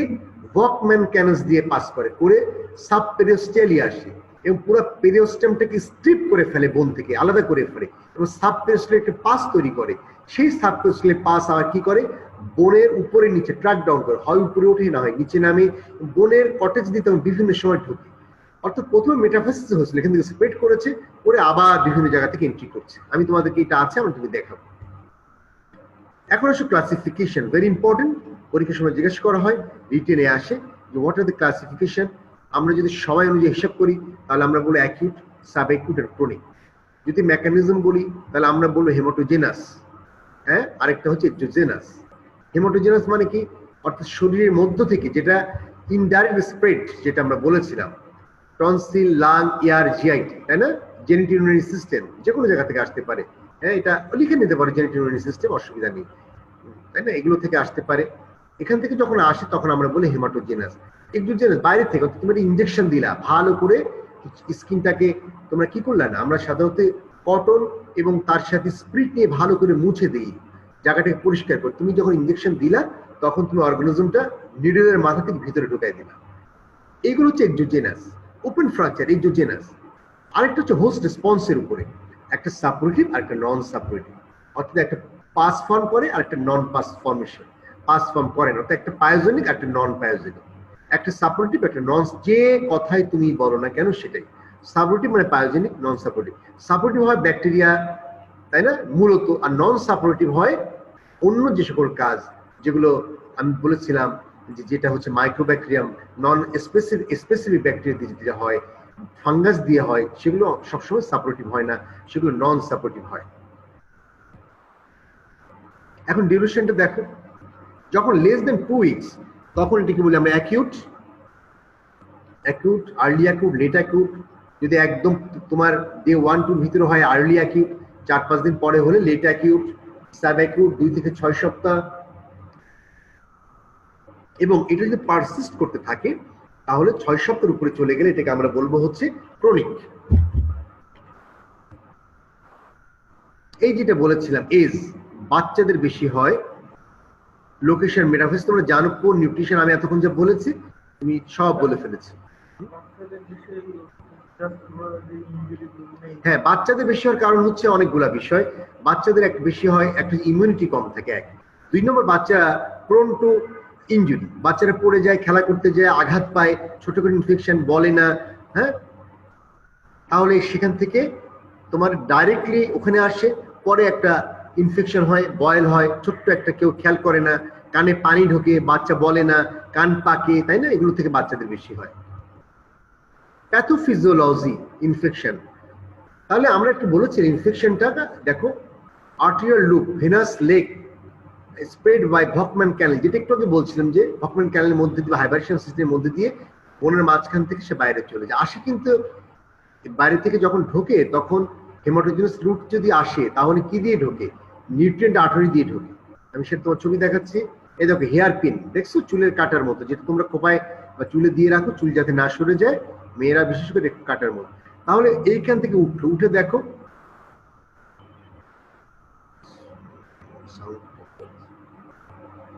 হ্যাঁ রিজার্ভ ইসলাম,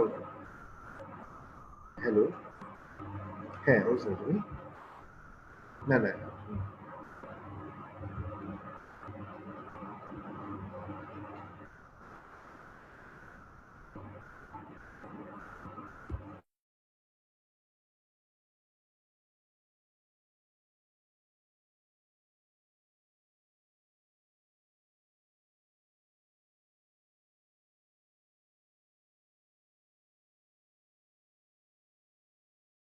তো যেটা বলছিলাম, সরি টু ইন্টারাপ্ট, কোথায় গেলা তোরা? আচ্ছা, তুমি দেখো এখানে কাটার মতো তাই না, মেটাফাইসিয়াল জায়গা, এই জায়গাটা এরকম হচ্ছে, এটা কিন্তু একটা এপিফাইসিস তাই না। দেখো এবার এবার আমরা যাই, এবার আমরা যাই, দেখো আবার সেই চিত্র, শার্প হেয়ার পিন, ঠিক না, এই দেখো লুপ, একটা লুপ, এটা ভেনাস, এটা হচ্ছে আর্টেরিয়াল, এটা সাইনোসয়েডে ভেনাসের ভিতরে এসে পড়লো তাই না। তাহলে এই জায়গাটায়, এই যে জায়গাটায় বা এই যে জায়গাটা, এখানে স্ট্যাসিস হবে, সার্কুলেশন তাই না, অর্থাৎ এখানে এসে উপরে ফ্লোটা এসে নিচে নামতে গেলে এখানে সার্কুলেশন স্ট্যাসিস হবে, অর্থাৎ স্ট্যাসিসের কারণে এখানে কিন্তু তোমার অর্গানিজমটা আটকে যাবে। এবং এদের ইন্টারএন্ডোথেলিয়াল এখানে যে সিস্টেম, এটা অতটা ভালো না, যার জন্য এখান থেকে ড্রপ ডাউন করে অর্গানিজমটা মেটাফাইসিস। যেটা আমরা একটু আগে বলেছি, সেটা children 2 years of age more susceptible, some vessel may penetrate through physis and spread infection to the joint। দেখো বাচ্চাদের জয়েন্টে কেন হয়, তোমাকে যদি পরীক্ষার সময় বলি অস্টোমাইলিটিস থেকে কি মেটাফাইসিয়াল একটা রিজন, অস্টোমাইলিটিস একটা বাবা বাচ্চা 2 বছরের নিচে, তার কি জয়েন্টে যেতে পারে? তুমি বলবো অবশ্যই পারে স্যার, যদি 2 বছরের নিচে হয়। কিভাবে পারে স্যার? আমি যদি জিজ্ঞেস করি বলো কিভাবে, তাহলে তুমি বলবা যে নিউট্রিয়েন্ট যে আর্টারি আছে ওখানে মেটাফাইসিয়াল আর্টারি ব্রাঞ্চ দেয়, ওইটা সরাসরি can pierce below the 2 years ফাইসিসকে ক্রস করতে পারে, crosses the physis, physis cross করে গেলে তো উপরে উপরে এপিফাইসিস, এপিফাইসিস ইজিলি এপিফাইসিস থেকে জয়েন্ট খুব কাছে হতে পারে। কিন্তু ওভার দ্য 2 years এই নিউট্রিয়েন্ট আর্টারি যেটা আসে, এটা সরাসরি can not pierce the physis, কারণ ফাইসিস তখন একটা ব্যারিয়ার হিসেবে কাজ করে। তাহলে 2 বছরের নিচে ফাইসিস ব্যারিয়ার হিসেবে কাজ করে না, 2 বছরের উপরে ব্যারিয়ার হিসেবে কাজ করে। এই জন্য সরাসরি একদম ছোট বাচ্চাদের হঠাৎ করে তুমি দেখো মেটাফাইসিস রিজনে হঠাৎ করে তোমার ইনফ্লামেশন হয়েছে, একদিনের ভিতরে পাস চলে গেছে জয়েন্টে, অর্থাৎ সেপটিক আর্থাইটিস ডেভেলপ করেছে। এটা সম্ভব বিলো 2 years, আফটার 2 years এর মধ্যে ডিফিকাল্ট, কিন্তু আফটার 2 years থেকে জয়েন্টে যেতে পারে না? বলবা জি স্যার সেখানেও পারে। আমি যদি বলি কিভাবে পারে, তখন তুমি বলবা যে স্যার এটা এপিফাইসিয়াল একটা আর্টারি আছে যেটা কানেকশন আছে মেটাফাইসিয়াল আর্টারির সাথে, তাহলে সে এপিফাইসিয়াল আর্টারি দিয়ে জয়েন্টের ভিতরে যায়, আর 2 বছরের নিচে সরাসরি যেতে পারে। তোমরা কিন্তু খেয়াল করো কথাগুলো, এগুলো পরীক্ষার সময় লাগবে।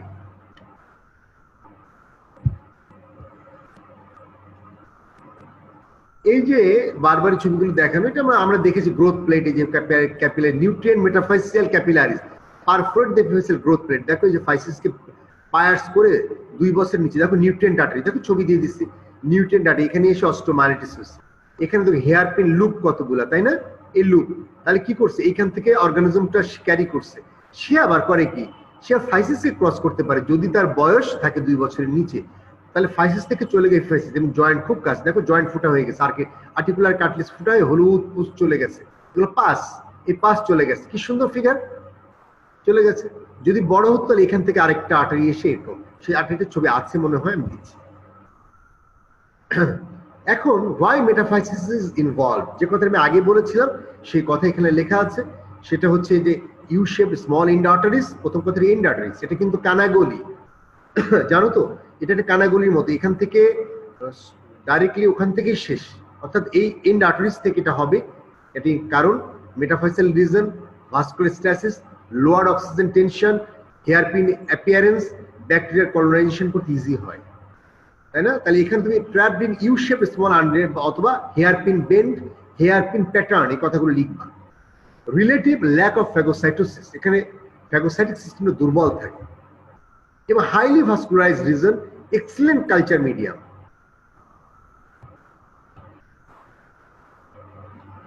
এটিওলজিক্যাল এজেন্ট আমরা একটু আগে যা যা পড়েছিলাম, ওভারঅল অর্গানিজম পড়েছিলাম আমরা, এখন যেটা অ্যাকিউট অস্টিওমাইলিটিসের জন্য সেটা সম্বন্ধে তোমাদের একটু জানাচ্ছি। ওল্ডার চিলড্রেনে মেনলি হয় স্ট্যাফ দিয়ে, অ্যাডাল্টের হয় স্ট্যাফ, বাচ্চাদেরও হবে স্ট্যাফ। স্ট্যাফ বাদ না, স্ট্যাফের সাথে কোনো কথা নেই। কিন্তু আমাদের সাধারণত 6 মাসের নিচে দেখা যায় গ্রুপ বি স্ট্রেপ্টোকক্কাই স্ট্যাফাইলোর সাথে গ্রুপ বি স্ট্রেপ্টোকক্কাই লাগে, তাই না? তাহলে আমাদের পেনিসিলিন অ্যাড করার জায়গাটাকে তৈরি করতে হবে। হ্যাঁ, ফ্লুক্লোক্সিসিলিনের সাথে পেনিসিলিন, স্ট্রেপ্টোকক্কাই কিন্তু পেনিসিলিনে খুব ভালো কাজ করে। Less than 4 years, gram-negative Haemophilus influenzae is common. কিন্তু কেনজেলা কিনজি বর্তমানে এটা থাকে, স্টাফ তো সঙ্গে থাকতেই পারে। তুমি যখন খুব ভালো পারবে, তোমাকে জিজ্ঞেস করা হবে patients with sickle cell disease তাদের কি অর্গানিজম দিয়ে হয়? তুমি বলবো স্যার সালমোনেলা দিয়ে হয়। যারা হেরোইন অ্যাডিক্টস অথবা যারা নেশা করতে করতে যাদের শারীরিক অবস্থা খারাপ, তাদের জন্য সুডোমোনাস, পুটিয়াস, অ্যানারোবিক, ব্যাকটেরিয়েড স্পেসিস যেটা আছে অ্যানারোবিক, এগুলো সমস্ত কিছুই কিন্তু হিসেবের জন্য দায়ী। অর্থাৎ হেরোইন অ্যাডিক্টস, এবং তুমি একটা রোগী জানলা তোমার কাছে আসছে, তার একটা বড় একটা পেশেন্ট অস্টিওমাইলাইটিস, তুমি অনেক করে ট্রিটমেন্ট করছো দিয়ে কি বলে ফ্লুক্লোক্সিসিনের কাজ হবে না। কেন হবে না? তাকে হিস্ট্রি নিয়ে দেখো, সে বলবে লোক বলবে সে হেরোইন অ্যাডিক্টেড, সে ইমিউনোকম্প্রোমাইজড পেশেন্ট, তখন তা কি হতে পারে? সুডোমোনাসটা বেশি হতে পারে, প্রোটিয়াস গ্রাম নেগেটিভ, তাই না? অ্যানারোব থেকে হতে পারে, তোমাকে ওষুধ চেঞ্জ করে দিতে হবে। Pathogenesis, introduction of bacteria from, আমরা জানি যে আউটসাইড থেকে ঢুকতে পারে এবং হেমাটোজেনাস রুট থেকে ঢুকতে পারে। অর্থাৎ আমরা যখন শুরু করবো আমরা যদি এইভাবেই কথা বলি, কারণ তোমার যে কোনো জায়গা থেকে কোশ্চেন হতে পারে যে প্যাথোজেনেসিস, প্যাথোলজি। প্যাথোজেনেসিস যখন দিবে তখন কিন্তু ওই যে মেটাফাইসিয়াল যে বিষয়গুলো ছিল, ঠিক আছে, সেই কথাগুলো কিন্তু একটু লাগাবে। তাহলে আমরা শুরুতে প্যাথোজেনেসিস যদি পড়ি, তাহলে আমরা কিন্তু শুরুতে বলবো যে ব্যাকটেরিয়া আউটসাইড থেকে আসে, হেমাটোজেনাস থেকে আসে, এইবার কেন কিভাবে তোমার হেয়ারপিন সেই মেটাফাইসিসে গেল, কোন কোন জায়গায় গেল, এই কথাগুলো কিন্তু আমরা চাই, এবং কিভাবে গেল সেটা আমরা চাই, ওখানে কি করলো গিয়ে, তাই না? সেটাও আমাদেরকে বলতে হবে। অর্থাৎ আমরা যেন অবশ্যই ওই যে কটা জিনিস মেটাফাইসিসের যে গুণাবলী, যে 1 নম্বর হচ্ছে সে হেয়ারপিন বেইন্ড অ্যাপিয়ারেন্স, তার যে গুণাবলী যে না সে সেখানে কি বলে সরাসরি ফাইসিসে ক্রস করার সুযোগ থাকে, তার এখানে সুযোগ আছে যে এখানে লোয়ার অক্সিজেন টেনশন থাকে, তাই না? এখানে স্ট্যাসিস হয়, তাই না? এই সব কথাগুলো কিন্তু এই প্যাথোজেনেসিসের ভিতরে আনবে পর পরে। তারপরে তোমরা সরাসরি চলে যাবে প্যাথোলজিতে। প্যাথোলজি কি জিনিস? এই ইনফ্লামেশন, প্রথমে হবে ইনফ্লামেশন। ইনফ্লামেশনটা কেমন করে হয় তুমি আগে লিখবা, প্যাথোজেনেসিস আগে লিখবা। সুন্দর 4টা কথা আমি বলে দিই। সবার তো অসুখ বিসুখ হয় না, তাই না? তাহলে যাদের অসুখ বিসুখ হয় সেই কথাটা কি লিখবো? এটিওপ্যাথোজেনেসিস। অত প্যাথোজেনেসিস যদি আসে শুরুতে লিখবা স্যার এভাবে লিখতে হবে, it depends upon the patient's age. It depends upon the patient age, site of infection, virulency of the organism, and host response. 4টা শব্দ চাই পূর্ণ মার্ক পেতে গেলে, 4টা শব্দ চাই, 4টা শব্দ চাই। সেই 4টা শব্দ কিন্তু আমি বলেছি, প্রথমে লিখবে ডিপেন্ডস আপন দ্য এজ, তুমি তারপরে লিখবা যে সাইট অফ ইনফেকশন, এরপরে লিখবা ভাইরুলেন্সি অফ দ্য অর্গানিজম। একটা অর্গানিজম ঢুকলেই তো হবে না, এখন খুব ভাইরুলেন্ট হতে হবে। এখন দেখা গেল যে না, তাকে সহজে বিতাড়িত করা যায়, তাই না?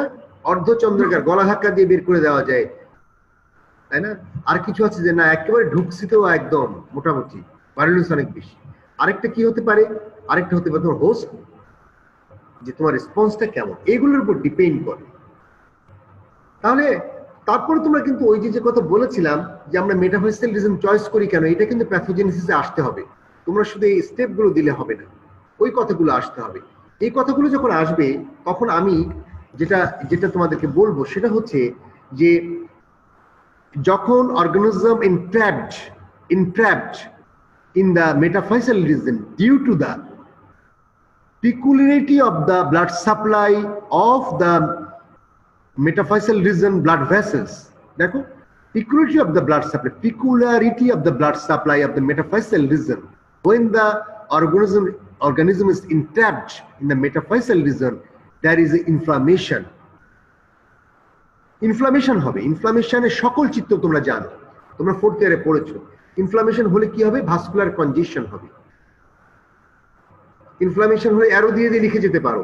ভাস্কুলার কনজেশন হবে, ভাস্কুলার কনজেশন হলে অ্যারো দিয়ে লিখবা এক্সুডেশন হবে। অর্থাৎ ভাস্কুলার কনজেশন হলে কি হয়, ইন্টার এন্ডোথেলিয়াল যে সেলের পারমিয়াবিলিটি বেড়ে যায়। দেখো আমি বলেছি ছোটবেলার কথা, মনে করতে পারো কিনা, ইন্টার এন্ডোথেলিয়াল যে গ্যাপ এটা বেড়ে যায় এবং তার ভিতরে সহজে অর্গানিজমটা এবং ফ্লুইড যেটা এটা কি করে তোমার ভেসেল থেকে অসিয়াস পার্ট অর্থাৎ বোনে এসে পড়ে।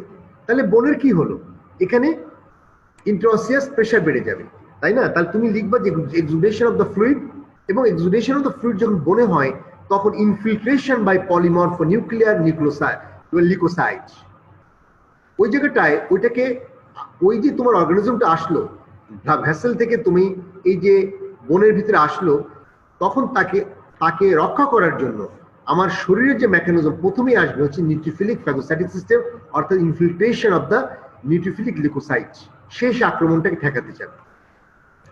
কিন্তু ঠেকাতে পারলে তো ওইখানে ভালো হয়ে গেল।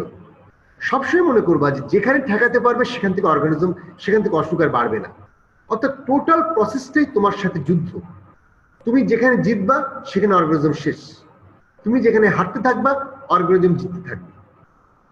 তাই না? বলে না যে মাকে বলে না তুমি তো আমাকে জিতিয়ে দিলে, কেন বলে? মা ওকে হরলিক্স বা অন্য কিছুতে বুস্ট আপ করেছে, ঠিক না? এই জন্য মাই তো তাকে জিতিয়ে দিল, তাই না? তো বিষয়টি হচ্ছে তাই। এখানে তুমি দেখো, তাহলে এই পর্যন্ত লিখবা, লিখবা আরেকটা অ্যারো দিয়ে লিখবা ইনক্রিজ ইন্ট্রাঅসিয়াস প্রেসার। তাহলে এই যে এক্সুডেশনটা তোমার কিসে আসলো, এক্সুডেশনটা তোমার হাড়ের মধ্যে আসলো। কারণটা কি? কারণটা তুমি জানতে পেরেছো যে ইন্টার এন্ডোথেলিয়াল গ্যাপটা বেড়ে গেলে সেখান থেকে ভেসেল থেকে তোমার ফ্লুইডটা কিসে এসে পড়লো এবং সেখানে লিউকোসাইটিক তোমার সিস্টেমও চালু হয়ে গেছে, নিউট্রোফিল। একই সময় ইন্ট্রাঅসিয়াস প্রেসারটা বেড়ে যাবে, কারণ যে অসিয়াসের ভিতরে, যে বোনের ভিতরে, মেটাফিজিক্যাল রিজিয়নের ভিতরে যেখানে তুমি অন্য কিছু নাই, বোন বা ম্যারো ছাড়া, সেইখানে হঠাৎ করে আরো কিছু ফ্লুইড চলে আসছে, তাহলে অসিয়াস প্রেসার বেড়ে গেল না? অসিয়াস প্রেসার যখন বেড়ে গেল তখন ওখানে আরো নিউট্রিয়েন্ট ভেসেল, যে আরো যে অনেকগুলো ভেসেল আছে তোমার, তাহলে মেটাফিজিক্যাল আরো অনেকগুলো ভেসেল, তাহলে অসিয়াস প্রেসার বেড়ে গেলে সে তখন চাপ সৃষ্টি করবে অন্য ভেসেলগুলোর উপরে, আরো চাপ সৃষ্টি করবে, তাহলে ভেসেলের গলা বন্ধ করে তুলছে। তাহলে ভেসেলের ভিতর দিয়ে যে কি সুন্দর করে যে তোমার অর্গানিজম এবং ব্লাড চালু হতো, সেটা বন্ধ হয়ে গিয়ে ইন্ট্রাভাস্কুলার থ্রোম্বাস ফর্ম করবে। একদম গল্পের মতো, একদম গল্পের মতো ইন্ট্রাভাস্কুলার থ্রোম্বোসিস, তাহলে থ্রোম্বাস ফর্ম করে ইন্ট্রাভাস্কুলার থ্রোম্বোসিস তৈরি হবে। এইটাই হচ্ছে ইনফ্লামেশন, এইটুক পার্টই হচ্ছে ইনফ্লামেশন। এটা কবে হয়? ডে 1 এবং ডে 2। ইনফ্লামেশন হয় ডে 1 বা ডে 2, শুনতে লিখবা। এখন আসে সাপুরেশন। সাপুরেশন মানে ফরমেশন অফ পাস। এটা কবে হয়? ডে 2 তে হয়, at the end of day 2, by the end of day 2 অথবা ডে 3। একদম মুখস্থ তো আমরা বলতে পারিনি 2 দিন, আমরা বলবো by the end of day 2 or day 3, ঠিক আছে? তাহলে এতক্ষণ যে ঘটনাগুলো ঘটলো, নিউট্রোফিল লিউকোসাইট আসলো, অর্গানিজমের সাথে যুদ্ধ করলো, তাহলে ফরমেশন অফ পাস। তাহলে আমাদের কি হলো? ফরমেশন অফ পাস তৈরি হয়ে গেল। এই যে পাস ফরমেশন হলো, এই পাস ফরমেশনটা কি করবে জানো? বোনের ভিতরে হ্যাভারশিয়ান সিস্টেম আছে, আর তোমরা জানো হ্যাভারশিয়ান সিস্টেমের ভিতরে ভকম্যান ক্যানেলস আছে। এই ভকম্যান ক্যানেলস দিয়ে এই অর্গানিজমটা ভকম্যান ক্যানেলসটাকে পাস করে সে কি করবে? ঠিক এইখান থেকে, এই যে আমি আরো ছবি দেখাবো, এখানে মনে করো ভকম্যান ক্যানেল, এখান থেকে ভকম্যান ক্যানেলস থেকে এই পাসটা ড্রেন করবে টু দা সাব পেরিওস্টাল রিজনে, অর্থাৎ কর্টেক্সকে পার্স করবে। এখান থেকে ভকম্যান ক্যানেল দিয়ে কর্টেক্সের নিচে, কর্টেক্সকে পার্স করে, পার্স ইন দা কর্টেক্স, এবং এটা কি হবে? At the surface of the bone আসবে। এবং ফরমেশন তোমরা অ্যারো দিয়ে লিখবা, formation of subperiosteal abscess, formation of subperiosteal abscess formation করবে। এবং সাব পেরিওস্টিয়ামে যখন সাব পেরিওস্টাল অ্যাবসেস ফরমেশন করে, তাহলে পেরিওস্টামটা কিন্তু বোনের সাথে লেগে থাকবে না, একটু এলিভেশন হবে, অর্থাৎ আমরা বলি স্ট্রিপিং অফ দ্য পেরিওস্টিয়াম। তাহলে তুমি এখান থেকে আরেকটা অ্যারো দিয়ে লিখবে stripping of the periosteum from the cortical বোন বা কর্টেক্স। এর পরের অ্যারো দিবা, এর পরের অ্যারো দিয়ে লিখবা এই this pass spread along the shaft. তার মানে কি? চিন্তা করো যে পাসটা সারফেসের নিচে গিয়ে জমেছিল এবং পাসটা কোথায় আছে? বোন এবং পেরিওস্টেমের ঠিক মাঝখানে, এবং সে পেরিওস্টেমকে স্ট্রিপ করে ফেলেছে। সরিয়ে ফেলেছে, এবার পাস আরামে উপরে এবং নিচে ওঠানামা করবে। অর্থাৎ এবার তুমি লিখবা যে pass spread along the shaft বরাবর পাস স্প্রেড করবে। অ্যান্ড অ্যারো দিয়ে লিখবা to enter into the bone at another level, যে কোনো লেভেল থেকে বোনের ভিতরে ঢুকবে। এবার তো আগে ঢুকেছিল উপরে, এবার দেখবা যে উপর থেকে এবার নিচে এসে ঢুকছে, ডায়াফাইসিস ঢুকছে, কি বলে টিবিয়াল লোয়ার পার্টে ঢুকছে। ওই যে সার্ফেসে পাসটা আছে, পাসে এনজাইম আছে, বোনটাকে ইরোড করে আবার ওখান থেকে বোনের ভিতরে ঢোকা শুরু করবে। এবং কি করতে পারে আরেক দিকে, at the same time লিখো, at the same time arrow দিয়ে লিখো, at the same time burst into another surrounding soft tissue। এবং সে কি করবে, পেরিওস্টেমকে এবার ফুটা করে ফেলবে। আগে তো পেরিওস্টেমের নিচে থেকে চারিদিকে ঘুরে বেড়াচ্ছিল, এবার পেরিওস্টেম থেকে ঘুরে বেড়াতে বেড়াতে বনে ঢুকেছে, এবার সে পেরিওস্টেমকে ইরোড করবে এবং সে নর্মাল যে সফট টিস্যু মাসেল এখানে তার ভিতরে চলে যাবে। তাহলে এই পর্যন্ত আসো। এবং এখান থেকে আরেকটা মজার জিনিস হচ্ছে, ওল্ডার যে চিলড্রেন, এই ওল্ডার চিলড্রেনের ফাইসিস ইজ এ ব্যারিয়ার। সেই জন্য কি করে, পাস বা discharge through the periosteum into the joint. এখানে ডাইরেক্টলি পাসটা, আমি যে কথা আগে বলেছি, পাস সরাসরি মেটাফাইসিস থেকে, ফাইসিস ব্যারিয়ার ফাইসিস ক্রস করে দিতে পারে না, এটা সরাসরি ওই যে পেরিওস্টেমকে পায়ার্স করে চারিপাশে হবে, তারপরে ঢুকবে। অথবা তুমি এপিফাইসিয়াল ভ্যাসেল আছে, এপিফাইসিয়াল ভ্যাসেলটাকে এই মেটাফাইসিয়াল বা নিউট্রিয়েন্ট ভ্যাসেলের সাথে সংযুক্ত থাকে এবং সেখান থেকে পাসটা ওইটার মধ্যে দিয়ে জয়েন্টে গিয়ে পড়বে। ইন কেস অফ ইনফ্যান্ট, ছোট বাচ্চাদের ক্ষেত্রে ডাইরেক্ট পায়ার্স দা কি বলে, ভ্যাসেলটা ডাইরেক্ট পার্স করতে পারে ফাইসিসকে, অর্থাৎ ফাইসিসকে ক্রস করে এফাইসিস এবং এফাইসিস ক্রস করে সে চলে যাবে হচ্ছে জয়েন্ট। তাহলে এখান থেকে সিকুয়েলি এখান থেকে কোথায় যেতে পারে। এবার তোমরা লিখবা যে ইন অ্যাডাল্টের ক্ষেত্রে স্প্রেড করে উইদিন দ্য মেডুলারি ক্যাভিটি। অ্যাডাল্টের ক্ষেত্রে সাধারণত বাইরে অত বেশি আসে না, অ্যাডাল্টের ক্ষেত্রে উইদিন দ্য মেডুলারি ক্যাভিটির ভিতরে দিয়েই পাস বিভিন্ন জায়গায়, উপরে ছিল এখন নিচে নেমে আসছে, এইটা চলে আসতে পারে। এবং অ্যাডাল্টের মূলত আমরা ভার্টিব্রাতে পেতে পারি এবং intervertebral disc adjusted to intervertebral disc, সাধারণত অ্যাডাল্ট পেশেন্টের ক্ষেত্রে আমরা এগুলো এই জায়গাটায় পাই। এবার আসো নেক্রোসিস, ভেরি ইম্পর্টেন্ট জিনিস হচ্ছে বোন নেক্রোসিস। বোন নেক্রোসিস কেন হয়? দেখো, বোনের উপর যে টর্চার গেছে তার একটু আগ পর্যন্ত, এই যে তোমার ফার্স্ট থেকে শুরু হয়েছে এবং আফটার বোন নেক্রোসিস শুরু হয় after the end of the first week, after the end of the লিখবা bone necrosis starts after the end of the 7 days অথবা after end of the first week. Bone 7 দিন করার পরে, এই 7 দিনের উপরে বোনের উপরে কি কি টর্চার গিয়েছিল? প্রথম টর্চার হচ্ছে ইন্ট্রাঅসিয়াস প্রেশার বেড়ে গেছিল। ইন্ট্রাঅসিয়াস প্রেশার যখন বেড়ে গিয়েছিল তখন সে চেপে ধরেছিল ভাস্কুলারকে যখন চেপে ধরেছিল তখন ইন্ট্রাভাস্কুলার থ্রোম্বাস ফর্ম করেছিল। তাহলে one of the cause intraosseous pressure rise নেক্রোসিসের, one of the cause intravascular thrombosis, and another cause হচ্ছে গিয়ে পেরিওস্টাল স্ট্রিপিং। ওই যে দেখো না পেরিওস্টাম বোন থেকে সরে গেছে, তাহলে বোনে কি করে সে সার্কুলেশনটা পাবে? পেরিওস্টাম থেকে যেটা পেতো সফট টিস্যু থেকে পেতো সেটা তো পাচ্ছে না, নিউট্রিয়েন্ট আঠেরো ভিতরে তুমি এখানে জ্যামড হয়ে গেছে অর্গানিজম দিয়ে, তাহলে সে পাচ্ছে না। তাহলে বোনটা একটা নেক্রোসিসের জায়গায় চলে গেছে। এবং মাইক্রোস্কোপিক বোন ডেথ এখানে শুরু হয়, নট ম্যাক্রোস্কোপিক। মাইক্রোস্কোপিক বোন এই 7 দিন পর থেকে শুরু হয় মাইক্রোস্কোপিক বোন ডেথ। এবং একে সহায়তা করে কে? মাইক্রোস্কোপিক বোন ডেথকে সহায়তা করে ব্যাকটেরিয়া, নিজে কিছু টক্সিন রিলিজ করে, এই টক্সিন এবং ওই যে সেই যুদ্ধে আমার কিছু শহীদ মুক্তিযোদ্ধা ছিল অর্থাৎ লিউকোসাইট, যারা তোমাকে সাহায্য করতে আসছিল, তোমার শরীরে লিউকোসাইট তারাও কিছু এনজাইম রিলিজ করে। এবং not only dead but also যে সকল এনজাইম, যে সকল লিউকোসাইটগুলো যুদ্ধ করতে আসছে তারা ভালোর জন্য, ওই অর্গানিজমকে মারার জন্য ওরা কিছু এনজাইম রিলিজ করে। তাহলে ওই এনজাইম এবং ব্যাকটেরিয়াল টক্সিন এরাও মিলে মিশে ওরা কি করে, একটা প্লে রোল করে, একটা ডিস্ট্রাকশন, বোন ডিস্ট্রাকশন করার জন্য একটা রোল প্লে করে। তাহলে এইভাবে একটা বোন ডেথ হয়।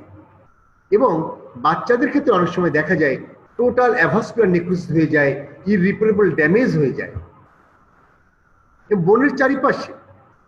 এবং বোনের চারিপাশে কি হয়, এই সুযোগে আবারও দেখো বোনের চারিপাশ থেকে কি থাকে, পেরিওস্টাল স্ট্রিপিং হয়ে গেছিল, পেরিওস্টাম নাই, ইন্টারভাস্কুলার থ্রোম্বোসিস হয়েছিল অর্থাৎ ভ্যাসেলের অবস্থা খারাপ, ইন্ট্রাঅসিয়াস বেড়ে গেছিল যার জন্য ভ্যাসেলের উপর চাপ সৃষ্টি হয়েছিল। এতগুলো কথার জন্য বনের অবস্থা কালো হয়ে বনের চারিদিকে আর কোনো ধরনের সাপোর্ট নাই, তখন আবারও বিধাতার সেই নিয়মে বিধাতা আবার কি করলো, গ্রানুলেশন টিস্যু কিছু পাঠিয়ে দিল। বিধাতা বললো, যাও গ্রানুলেশন টিস্যু, তুমি এইবার ওই আরো যারা ছড়াতে না পারে তুমি কি করো, তুমি ওই যে ডেড বোন, অর্থাৎ ওই যে মাইক্রোস্কোপিক ডেড বোন তার এবং তোমার হচ্ছে লিভিং বোন, এই দুইটার মাঝখানে তুমি যাও ঢুকে তুমি তুমি এই যে গ্রানুলেশন টিস্যু কিন্তু ভেরি ইম্পর্টেন্ট থিং, এটা কি থাকে, তোমার কি বল নিউ ভাস্কুলারাইজেশন, অর্থাৎ এখানে তোমাকে প্রোটেক্ট করতে গেছে, এখানে একেবারে লিম্ফোসাইট, তোমার লিকোসাইট, ম্যাক্রোফেজ গুলো থাকে, আরো যুদ্ধ করার জন্য তারা যায়। কারণ কি, ওই যে ডেড বোনটা মরে গেছে, ওটাকে খাওয়ার জন্য বিধাতা আবার পাঠিয়েছে, যাও তুমি কোথায় আছো, তুমি তাড়াতাড়ি যাও, তুমি বোন এবং লিভিং বোন এবং ডেড বোনের মাঝখানে অবস্থান নাও। এবং সে তখন কি করে, অ্যারো দিয়ে লিখো যে with gradual in growth of granulation tissue, arrow দিয়ে লিখবা with gradual in growth of granulation tissue the boundary between dead and living bone becomes defined. The boundary between dead and living bone becomes defined. আলাদা করে তার ভিতরে একটা আলাদা করে ফেলে। Macrophages and lymphocytes arrive in increasing number. লিখো, macrophages and lymphocytes arise in the increasing, প্রচুর পরিমাণে আসে, এবং তারা তখন কি করে, ওই লিভিং বোনটা খাওয়ার চেষ্টা করে, ডেড বোনটাকে খাওয়ার চেষ্টা করে। তখন লিখো যে and the debris is slowly removed. এই যে বোনের যে ডেব্রিজ, গুড়া গুড়া বোন, তাই না, এটাকে debris is slowly removed by a combination of phagocytosis and osteoclastic resorption. বোনেরও অস্টোক্লাস্টের কাজ আছে, সেও বোন খায়, আবার ফ্যাগোসাইটোসিস আছে, অর্থাৎ সবাই মিলে রিজর্ভ করার চেষ্টা করে বোনটাকে। However, লেখো however, the larger cecostrum remain entombed মানে একটা কবর, in cavities of the bone, বোনের একটা কবরের ভিতরে ও আবদ্ধ হয়ে পড়ে। এখানেই শেষ নয়, বিধাতার খেলা আরো আছে। সে কি করে, পেরিওস্টেমের ইনার লেয়ার থেকে, তাহলে এর পরবর্তী হেডিং হচ্ছে রিঅ্যাক্টিভ নিউ বোন ফরমেশন। এখানেই শেষ নয়, বোনটাকে রক্ষা করার জন্য সে কি করে, সে এই যে তোমার পেরিওস্টেমের ইনার লেয়ারকে আমরা বলি ক্যাম্বিয়াম লেয়ার, ইনার লেয়ার থেকে নিউ বোন ফর্ম করে টোটাল বোনটার চারিদিকে একটা নিউ বোন ফর্ম করে। এবং এই যে ফরমেশন অফ দ্য নিউ বোন ইজ কল্ড দ্য ইনভলিক্রাম। এই টোটাল বোনটার চারিদিকে, মানে বোন তোমাকে খেয়ে ফেলছে, আমি তোমাকে আগে পাঠিয়েছিলাম, তোমাকে কি বলে, ওই যে গ্রানুলেশন টিস্যু দিয়ে, এই গ্রানুলেশন টিস্যুর এই নামটাকে বলে ক্রিপিং সাবস্ট্যান্স। এই যে ভিতরে তোমার আমি একটু আগে পড়ালাম না বোন নেক্রোসিসে, যে তোমার গ্রানুলেশন টিস্যু আসলো ডেড বোন লিভিং বোনের মাঝে, একে বলে ক্রিপিং সাবস্ট্যান্স। তারা কি করে, তারাও তো বোনটাকে সেভ করার জন্য বোনটাকে ডেব্রিজ তৈরি করে আসতে বের করে দেওয়ার চেষ্টা করে, খেয়ে ফেলার চেষ্টা করে, কিন্তু এর পরেও হয় না। যদি যুদ্ধে তুমি এখান থেকে ভালো হয়ে গেলা, তুমি যুদ্ধে যদি হেরে যেতে থাকো, অ্যান্টিবায়োটিক না খাও, ভালো অ্যান্টিবায়োটিক না পড়ে, তুমি এখান থেকে আবার পরাজিত হবে। এবং তখন কি হবে, তোমার রিঅ্যাক্টিভ নিউবোন চারিদিকে আবার তোমাকে রক্ষা করার জন্য আসবে। তোমার অ্যান্টিবায়োটিকের রোলে কিন্তু এটা হয় নাই, এটা তোমার শরীরের বিধাতা তোমাকে বলে দিয়েছে, আমি অ্যান্টিবায়োটিক রোলে কোনোদিন তোমাকে ওই নিউবোন ফর্ম করতে পারবো না, আমি অর্গানিজম মারতে পারবো। কিন্তু আল্লাহ তাআলার এমনই এক বিধাতার অসীম একটা ক্ষমতা তিনি দিয়েছেন আমাদের শরীরে, যে চারিদিকে রিঅ্যাক্টিভ বোন তৈরি হবে। এবং এই রিঅ্যাক্টিভ বোন ফর্মেশন হওয়ার জন্য কি হবে, নিউবোন ফর্মেশন হওয়ার জন্য বোনটাকে একটা প্রোটেক্টিভ জায়গায় তৈরি যাবে। এবং দেখা যাবে কি আস্তে আস্তে একটা এই যে নিউবোন ফর্মেশন, একে আমরা বলি ইনভলিক্রাম। এবং এই involucrum enclosing the infected tissue and স্টিকোস্টা, অ্যারো দিয়ে লিখবা ইনভলিক্রাম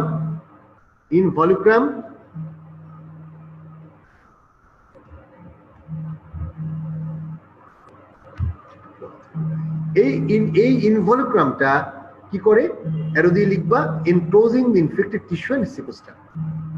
এরপরে লেখো, যদি এরপরেও ইফ ইনফেকশন পারসিস্ট, এরপরেও যে ইনফেকশন থাকে, যে না তুমি এরপরও মারতে পারছো না, তুমি কি করলা, প্রথমে তো ক্রিপিং সাবস্টেন্স আটকাইলো গ্রানুলেশন টিস্যু, সে খাইলো, পারে না। এরপর চারিদিকে ইনভলিক্রাম আসলো, সে পারে না।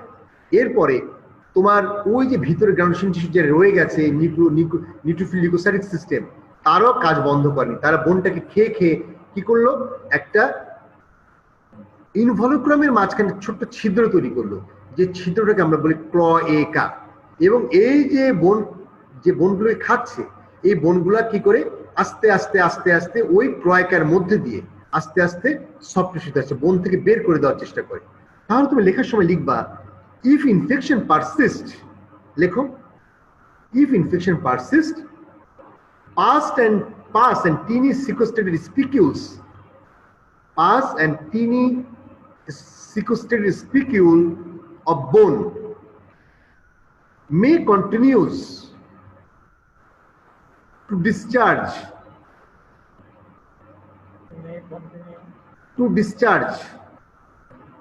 through perforation of the involucrum called cloaca. Involucrum K purse করে চলে আসে কি বলে আমরা ক্লোয়াকা। and track the sinuses to the surface, এবং ওখান থেকে সাইনাস তৈরি হয়। and track by sinuses, track TRUC tracking, TRSC K tracking, এই track by sinuses to the surface leading to chronic osteomyelitis। এখান থেকে ক্রনিক অস্টিওমাইলিটিস দিকে কিন্তু চলে যায়। এর পরবর্তীতে হচ্ছে তোমার রেজুলেশন হিলিং, অর্থাৎ এখান থেকে সে আবার ভালো হয়ে যেতে পারে, অথবা এখান থেকে ক্রনিক অস্টিওমাইলিটিস দিকে যেতে পারে। তাহলে আমরা স্টেপগুলো যখন লিখবো পরীক্ষার সময় তোমাদের মার্ক থেকে তোমরা শর্ট করে অ্যারো দিয়ে একটু প্যাথোজেনেসিস যেটা বললাম সেই জিনিসগুলো লিখবা, পড়ার চেষ্টা করবা। আন্ডারস্ট্যান্ড? তাহলে আমরা খুব শীঘ্রই নেক্সট ক্লাস নিব আগামী সপ্তাহে, এবং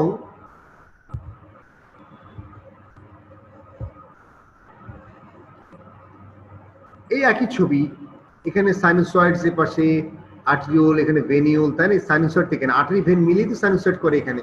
তাহলে এই সাইনোসয়েডের জায়গাটা স্ট্যাগনেন্ট হয়, অর্গানিজমের উপরে এসে পাইপে, দেখো না অ্যাডভার্টাইজ দেখছো না, যে বাড়ির পাশের লোককে ভিজিয়ে দিচ্ছে পাইপ দিয়ে, হ্যাঁ হোস পাইপ দিয়ে, সে হোস পাইপের মতো এখানে স্ট্যাগনেন্ট হয়ে যায়, তারপরে নিচে নেমে আসে। এখানে তো কতগুলো নিউট্রিয়েন্ট আর্টারি ভাগ হয়ে মেটাফাইসিস, কিন্তু যেহেতু বড় বাচ্চা তো এটাকে ক্রস করতে পারে না এফাইসিসকে, তখন কি যে মেটাফাইসেল, এগুলো এফাইসেল ভ্যাসেল, দেখো এফাইসেল ভ্যাসেলের লাইন আছে মেটাফাইসের সাথে। তোমরা যদি এখন আমি সময় দিলে কেউ ছবি আঁকতে পারো নিজেরা এটা দেখে, তাহলে বা ছবি তুলে রাখো, পরে তোমরা এটা আঁকা শিখবা। এই যে ছবি যদি প্যাথোজেনেসিস একটা এঁকে দাও, কোথায় গেল এটা, যদি একটা ছবি এঁকে দাও, এটা ছবি এঁকে দাও, তোমাকে আমি কেন 3 এ 3, 3.5 এ 3, 5 এ 5 দিব না, বলো আমাকে, তাই না? এও একটা ছবি। এই যে ব্লক সাপ্লাই সাবপ্রেস ল্যাপসিস, না কি সুন্দর একটা সাবপ্রেস ল্যাপসিস তৈরি হয়েছে, তাহলে প্রেস্টল স্ট্রিপিং হয়েছে, প্রেস্টম চলে গেছে, তাই না? এই দেখো ইনভলিউক্রাম নিউবোর্ন ফরমেশন এই চারিদিক থেকে, মানে তোমাকে প্রোটেকশন করার জন্য যা আছে একটা বনে অস্টিওমাইলিটিস আসলাম, অর্গানিজম আমি পার পেয়ে চলে যাব হবে না, তোমাকে এত সহজে পার পেয়ে তুমি যাবে না, তোমাকে অনেকগুলো সিস্টেম তোমাকে কমব্যাট করবে, তোমাকে বাধা সৃষ্টি করবে, এবং তুমি যদি পরাশক্তি হও তাহলে তুমি একের পর এক ভাঙতে ভাঙতে চলে যাবা। আর তুমি যদি অর্গানিজম তোমার এগেনস্টে, যে সেই ইরাকের যুদ্ধে স্ক্যাড এবং প্যাট্রিয়ট, না স্ক্যাড দেওয়া হয়েছে, প্যাট্রিয়ট মারা হয়েছে, স্ক্যাড দিয়ে ঠেকানো হয়েছে, তাই না? তো প্যাট্রিয়ট যত জোরে মারে, স্ক্যাড যদি আমার ঠিক থাকে আমি প্যাট্রিয়টকে ফেরত দিতে পারবো। এই জন্য আমাদেরকে আজকে এই পর্যন্ত করবো, এই জন্য আমাদের নেক্সট আমরা ভালো জিনিস পড়বো, আরো কিছু, যে আমরা কেন ইনফেকশন হয়, কি বলে ক্লিনিক্যাল ফিচার, কি অর্গানিজম, কি টেস্ট, এইগুলো আমরা আগামী ক্লাসে শেষ করব। এটা একটা বড় চ্যাপ্টার এবং খুবই ইন্টারেস্টিং চ্যাপ্টার। কেন অস্টিওমাইলিটিস হয় এটা যদি তুমি না জানো, সারা জীবন ওষুধ দিয়ে ভালো করতে পারবা না। তাহলে আজকে সবাই পর্যন্ত, ফিডব্যাক চাই, কেমন লাগলো ক্লাস, তোমাদের বুঝতে পেরেছো কিনা, কোনো অসুবিধা হয়েছে কিনা? স্টপ করো, গ্যালারি বুঝতে চাই না তো, বুঝতে কারো কোনো সমস্যা হচ্ছে? স্যার আসসালামু আলাইকুম। তাশফিয়া হক বলো। আসসালামু আলাইকুম। আসসালাম। স্যার এই প্যাথোজেনেসিসটা একটু কঠিন মনে হয়েছে আজকে, তো গল্পের মতো, স্যার এটা একটু মানে অনেক বড় মনে হলো। শোনো, তুমি বড় বোঝার জন্য বড়, ঠিক আছে, এটা বুঝতে হবে, কারণ প্যাথোজেনেসিসটা বড় ঠিকই আছে, তোমার স্টেপ গুলা তাই। আমি তোমাকে বলি খুব সহজ কিছু না, একটা ইনফ্লামেশন তুমি প্রথমে লিখবা, যে এইটা প্যাথোজেনেসিস, প্রথমে লিখবা it depends upon the age of the patients, it depends upon the কিসের উপরে ডিপেন্ড করে? Age of the patient. আরেকটা ডিপেন্ড করবে হচ্ছে তোমার সাইট অফ দ্য ইনফেকশন, আরেকটা ডিপেন্ড করবে তোমার হোস্ট রেসপন্স, এবং আরেকটা ডিপেন্ড করবে তোমার ভাইরুলেন্সের উপরে। প্রথমে লিখলা, তারপরে লিখলা যে এটা এই অর্গানিজমটা যখন বোনের মেটাফাইসাল রিজনে আসে, তখন মেটাফাইসাল রিজনের কিছু গুণগত মান আছে, কোয়ালিটি কি, এই আসার পরে মেটাফাইসাল রিজনে যে তোমার যে ভাস্কুলার প্যাটার্ন, এটা একটা পিকুলিটি অফ দ্য প্যাটার্ন। এই প্যাটার্নটা কি? সেটা হচ্ছে যে প্যাটার্ন ইজ লাইক দ্যাট, যে এই প্যাটার্নটা একটা হেয়ারপিন এন্ড ম্যানারে থাকে, এবং এইটা তোমার ফ্যাগোসাইটিস সিস্টেম এখানে দুর্বল থাকে এবং অ্যানোক্সিয়া থাকে, ঠিক না? এই কথাগুলো তুমি লিখলা। এবার তুমি লিখবা ইনফ্লামেশন, ওই যে স্টেপগুলা। ফার্স্ট হচ্ছে ইনফ্লামেশন, এটা কয়দিনে হয়? এটা ডে 1-এ হয়। ইনফ্লামেশনে কেন হয়? যেহেতু ইনফ্লামেশন হবে, ফোর্থ ইয়ারে যদি ভালো করে পড়ে থাকো, তাহলে কি হবে? ভাস্কুলারিটির কি হবে? ভাস্কুলারিটির পারমেবিলিটি বেড়ে যাবে এবং এক্সুডেশন হবে। পারমেবিলিটি এক্সুডেশন হয়ে বোনের ভিতরে জমা হবে। তাহলে বোনে যদি বেশি পরিমাণ এক্সুডেশন আসে, ফ্লুইড আসে, তাহলে ইন্ট্রাঅসিয়াস প্রেশার বেড়ে যাবে। তাহলে ইন্ট্রাঅসিয়াস প্রেশার যদি বেড়ে যায়, সে সারাউন্ডিংস দা আরো ভেসেলগুলো আছে ব্লাডের কি বলে তোমার বোনের ভিতরে, তার উপরে চাপ সৃষ্টি করবে। অর্থাৎ it creates the pressure over the others vessel. তখন কি হবে?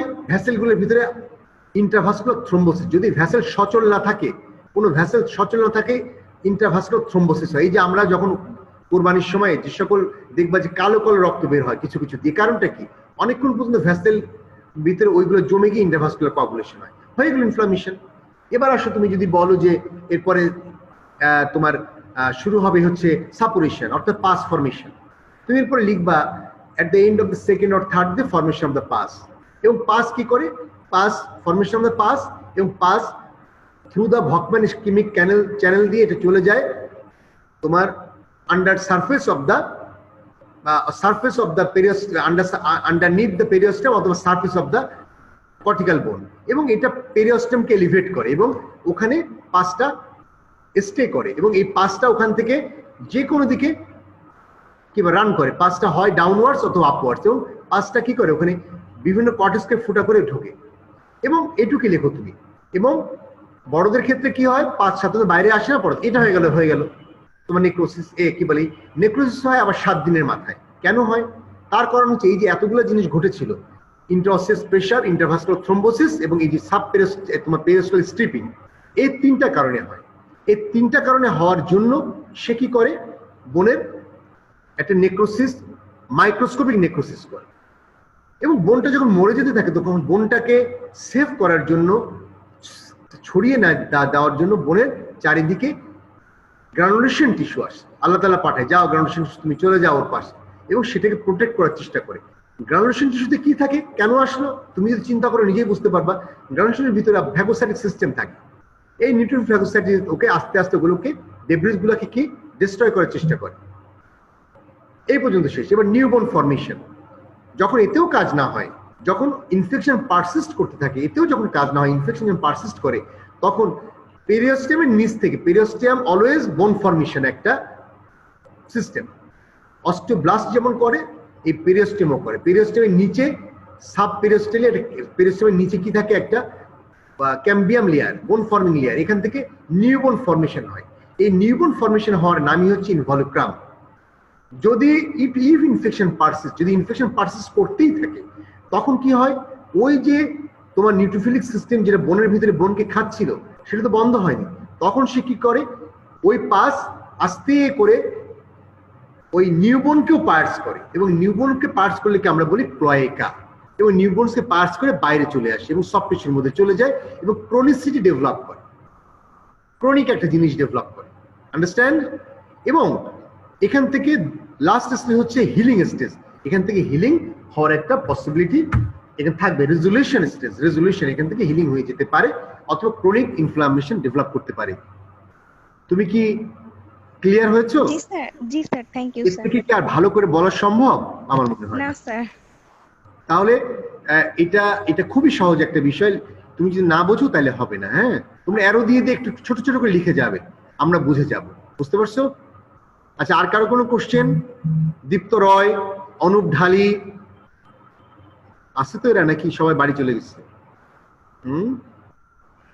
না স্যার, কোনো কোশ্চেন নাই আর। কোনো কোশ্চেন নাই। শান্তনু? আসসালামু আলাইকুম স্যার। হ্যাঁ, কোনো কোশ্চেন বলো। সুমাইয়া? স্যার স্যার নেটওয়ার্কে অনেক সমস্যা স্যার, এটা রেকর্ডিংটা একটু পোস্ট দিয়ে দিলে অনেক ভালো হতো। অবশ্যই দিবে। Thank you sir. কামরুল আছে, ইয়ে আছে, ওরা মিলে ইমরান আছে, ওরা দিয়ে দিবে। হ্যাঁ, ওরা মিলে পোস্ট দিয়ে দিবে এবং পোস্ট থেকে তোমরা দেখে নেবে। আর একজন নোট টোট করে এই ছোট ছোট কোশ্চেন বলি মাঝখানে, এগুলোকে নোট করবা। পরীক্ষার সময় এইসবই কোশ্চেন জিজ্ঞাসা করা হয়, শুধু গতানুগতিক লম্বা চড়া বিষয় না, ছোট্ট ছোট্ট কোশ্চেন, কেন, কি, না, কি, ঠিক আছে? এগুলো করবা। তারপরে প্রয়োজন হলে এগুলো সবাই একসাথে মিলেই করবো। ওকে, তাহলে আজকে পর্যন্ত আরো কারো কোশ্চেন না থাকে, ঠিক আছে? ওকে, বৃষ্টি, জিসমিন বৃষ্টি, ওকে, অনুপ ঢালি, ওকে, ওকে ফাইন। আমরা নেক্সট ক্লাস আমরা জানিয়ে দিব এবং নেক্সট ক্লাসে অ্যাকিউট অস্টিওমাইলিটিস শেষ করব। তারপরে আমরা যাব হচ্ছে ক্রনিক অস্টিওমাইলিটিস।